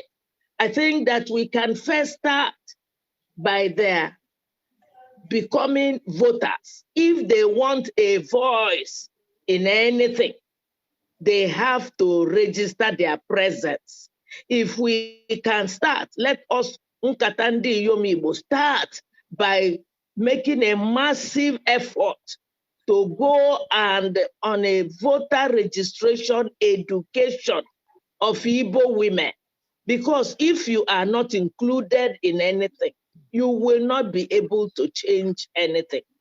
But if you are included, I think that the men don't like to hear this fact, but I think that numerically wise, there are more women than men in Nigeria. I think maybe 1% or 2% higher or more. So if the women are from 18 years on get voters cards, and then we will now start seeing how can they be mobilized to vote for men who want to include women in everything that they are doing. I think that is our first step forward, that massive creating an awareness among Igbo women, wherever they are, to get registered, no matter the difficulties placed in their way. If the politicians know that so many Igbo women or so many women are registered, I think the conversation will start changing. That is the very little point I want to put, because these two great icons have spoken so well. I don't see what a small person like myself can add. I don't want to go. Yeah, oh yes, that is true. Ambassador, please, no. I want to add to what Ambassador has said. Okay. Another great Igbo icon that we have, and we are very proud of, Ambassador Nwadibia Anyanwụ. Yes, yes, what you have said is very correct, but I'm in the village now, and there is something staring in my face. And when I connect it with what Ndareji said about mindset, and the example she gave about the culture influencing development, and culture influencing politics, and politics influencing economy. Then I know we have a long way to go in this mindset issue. I'm in the village now. At my level, I cannot attend meeting in Domona. We are having an annual general meeting. Also, I told them I will crash. They said they will crash me out. That women do. If I come, that I shouldn't come. If I want to respect myself, this is a conversation between me and the President General. Please, Iyom, biko. If you want to come and see us, because don't we feature Egwuatu, and we provide a window for you. Because this is tradition, this is cultural. Now, if women cannot attend such meetings at that level, at the home level, one, you can never become a PG. Exactly.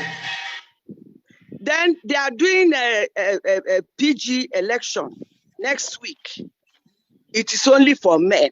A woman is not even qualified to aspire or to dream of it. So we need to, as Igbo, start looking at our mindset again and start changing at the grassroots level, at the beginning, because it was not like that in the beginning. Even as a child, I knew that in my society, my community, there was dual governance.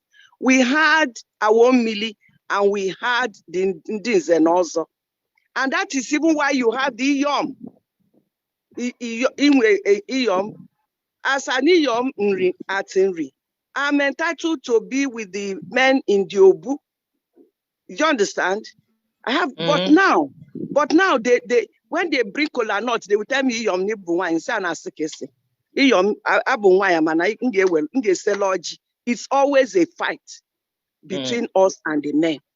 So this is the mindset. We need to address it and change it if we want economic development. May I add something here? Yes, ma'am. Okay.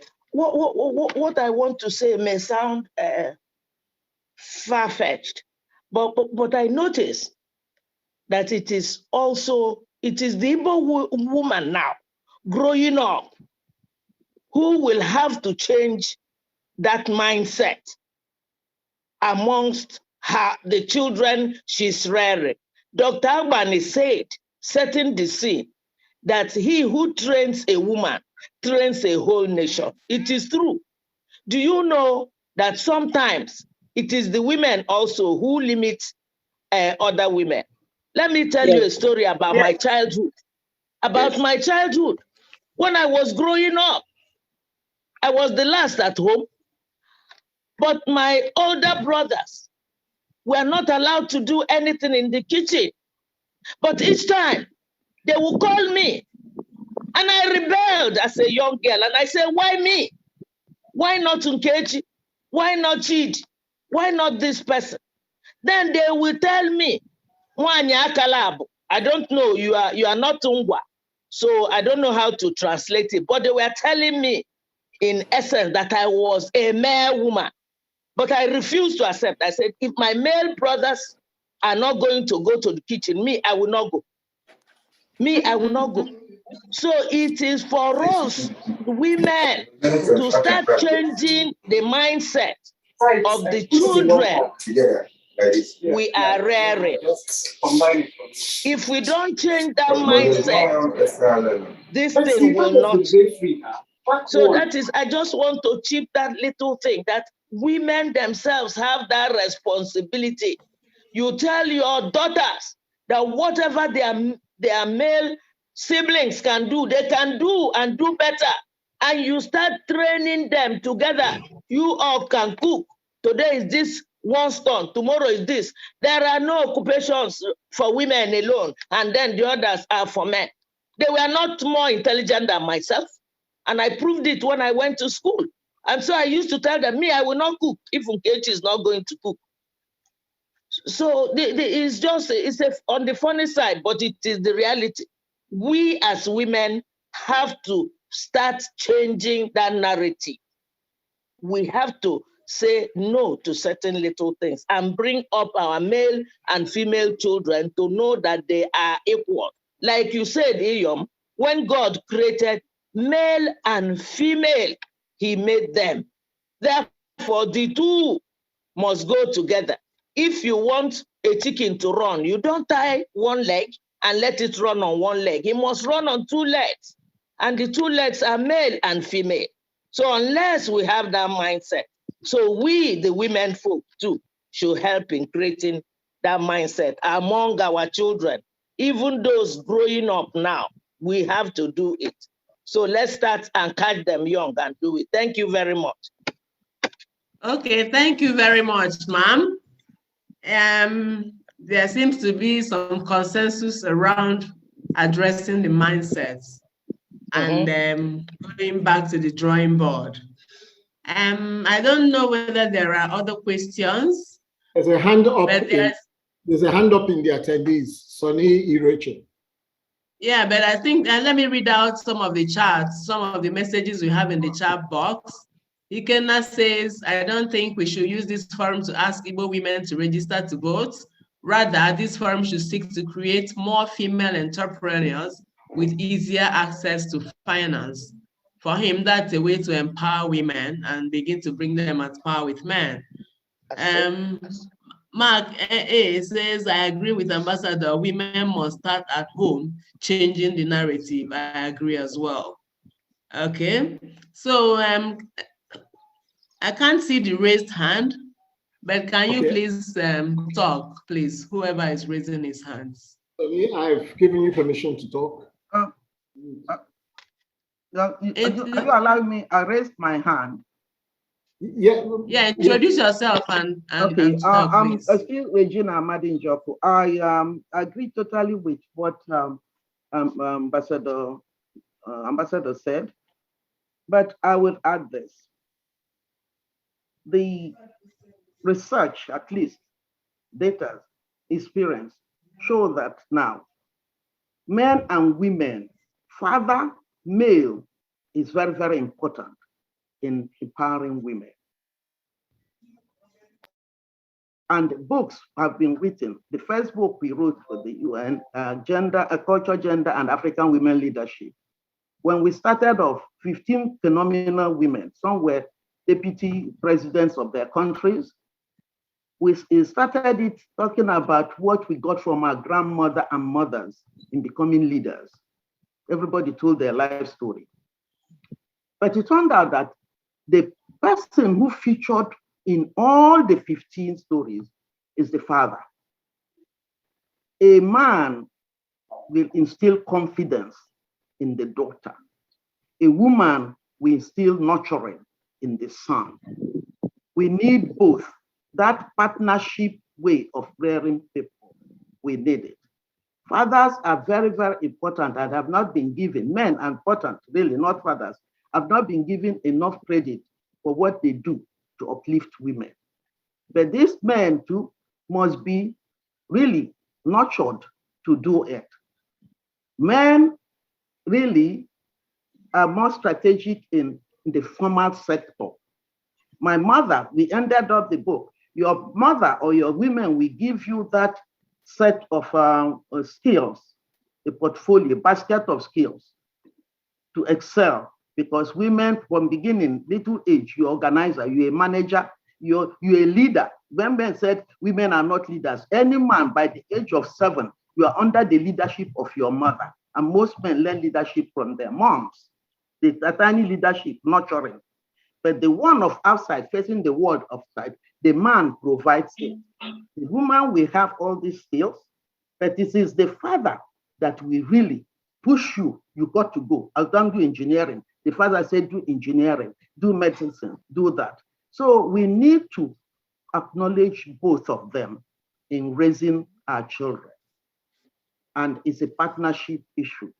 And for that, I've used this forum really to pay tribute to the men, and then we need to work together because we need them to help us really be more, to access to leadership, to work side by side with them, to co-lead, co-manage, and co-organize.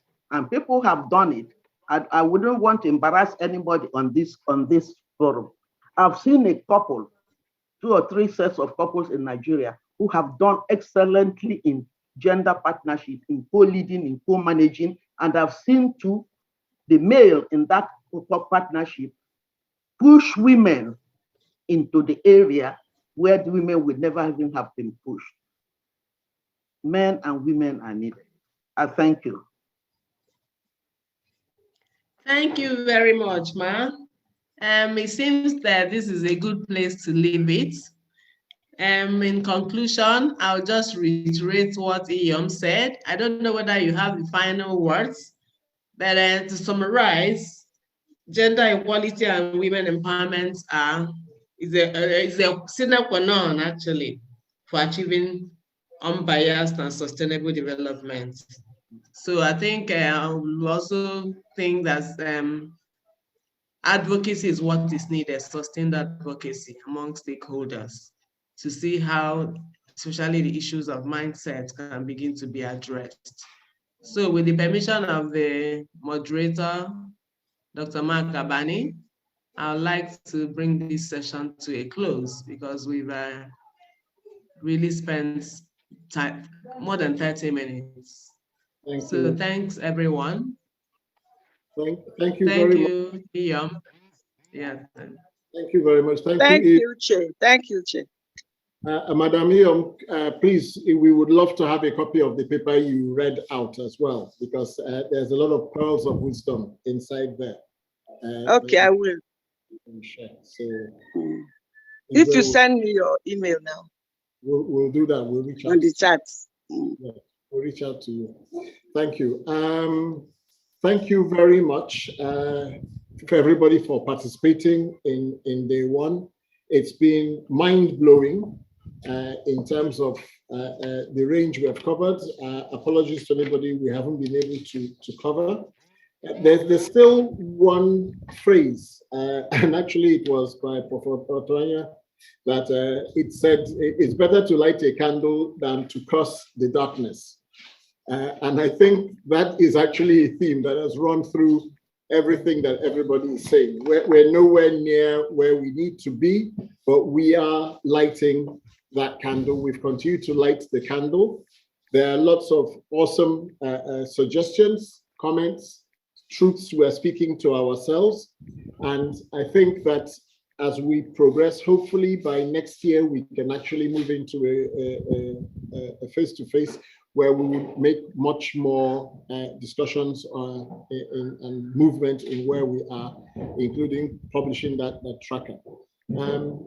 May I just remind us before I ask Professor Onyia to do the closing things for today, that we're back here again tomorrow morning at the same 10 a.m. and we'll close around the same 1 p.m. There will be 3 sessions for tomorrow: contributions from the diaspora outside Igbo land and outside Nigeria, around the theme of Akurulo. Chief Udoka is going to be one of the people speaking to us about some of he's the president of Umunna Lekki Association, and Professor Bart Nnaji, the founder and CEO of Aba Integrated Power Projects, which, by the way, is the only generation and distribution project with electricity in the entire country. So that will be discussions around that in the first session. The second session, and I saw a couple of questions from some people about the youth. The second session will be youth-led solutions and contributions to the Southeast economy. And we'll have contributions from DK Chukwumerije and Dr. Pascal Umekwe, who is working with Professor Ndubisi Ekekwe with the Harvard Business Review on Igbo entrepreneurship. So what we're doing is building on what we have spoken about before. Some of the studies that we had done have now gone global. And so we will have all of those, and that will be completed by Nana Anyimude. And then the last session will be key lessons and the way forward on security, which is the underlying theme throughout everything. But I must say, thank you very much. It's been very, very illuminating. With those few words, may I call on Professor Ohuabunwa to please bring today's session to a close, unless Prof. Nnaji wants to say anything before that. Thank you very much, Mark, Dr. Abani. It has been a wonderful section, wonderful 3 sessions today. Let me start by thanking the DG Southeast Governors Forum, Professor Ortuanya, and also to thank Mazi, Ohuabunwa, Honorable, our former Honorable Minister, Josephine Anenih, Regina Madenjoko, I can't thank Ucheoma enough. The first time I met her a few years back, I told her that this is my first time seeing a woman that answers Ucheoma, because that's my elder brother's name. And with her partnership with SEREDEC has been enormous. So I want to thank all the participants today. And I will say this, as I said earlier, in the US Army where I served, we say we are looking for a few good men. And the number is not the issue, it's the level of drive that we have. And we have displayed that today. I will continue to display that. I thank our participants, and I encourage us to invite more people for our day 2 session tomorrow. More good things are going to come out of Southeast. And I'm a firm believer in the drive that the Igbos have, regardless of where we find ourselves. And as we talk about Akurulo tomorrow and security, we'll get to know some of the things that are happening. Professor Onyia did mention, or there's some mention about the SEREDEC scorecard. We have a scorecard, and that will be displayed in due time. And also, in terms of financing projects, SEREDEC is working very hard to set up a funding agency that can be able to fund a good number of our projects. Once again, on behalf of SEREDEC Board of Directors, that we are humbly served as the Secretary, I thank each and every one of us for taking our time to be part of this event today, and I look forward for us joining us tomorrow.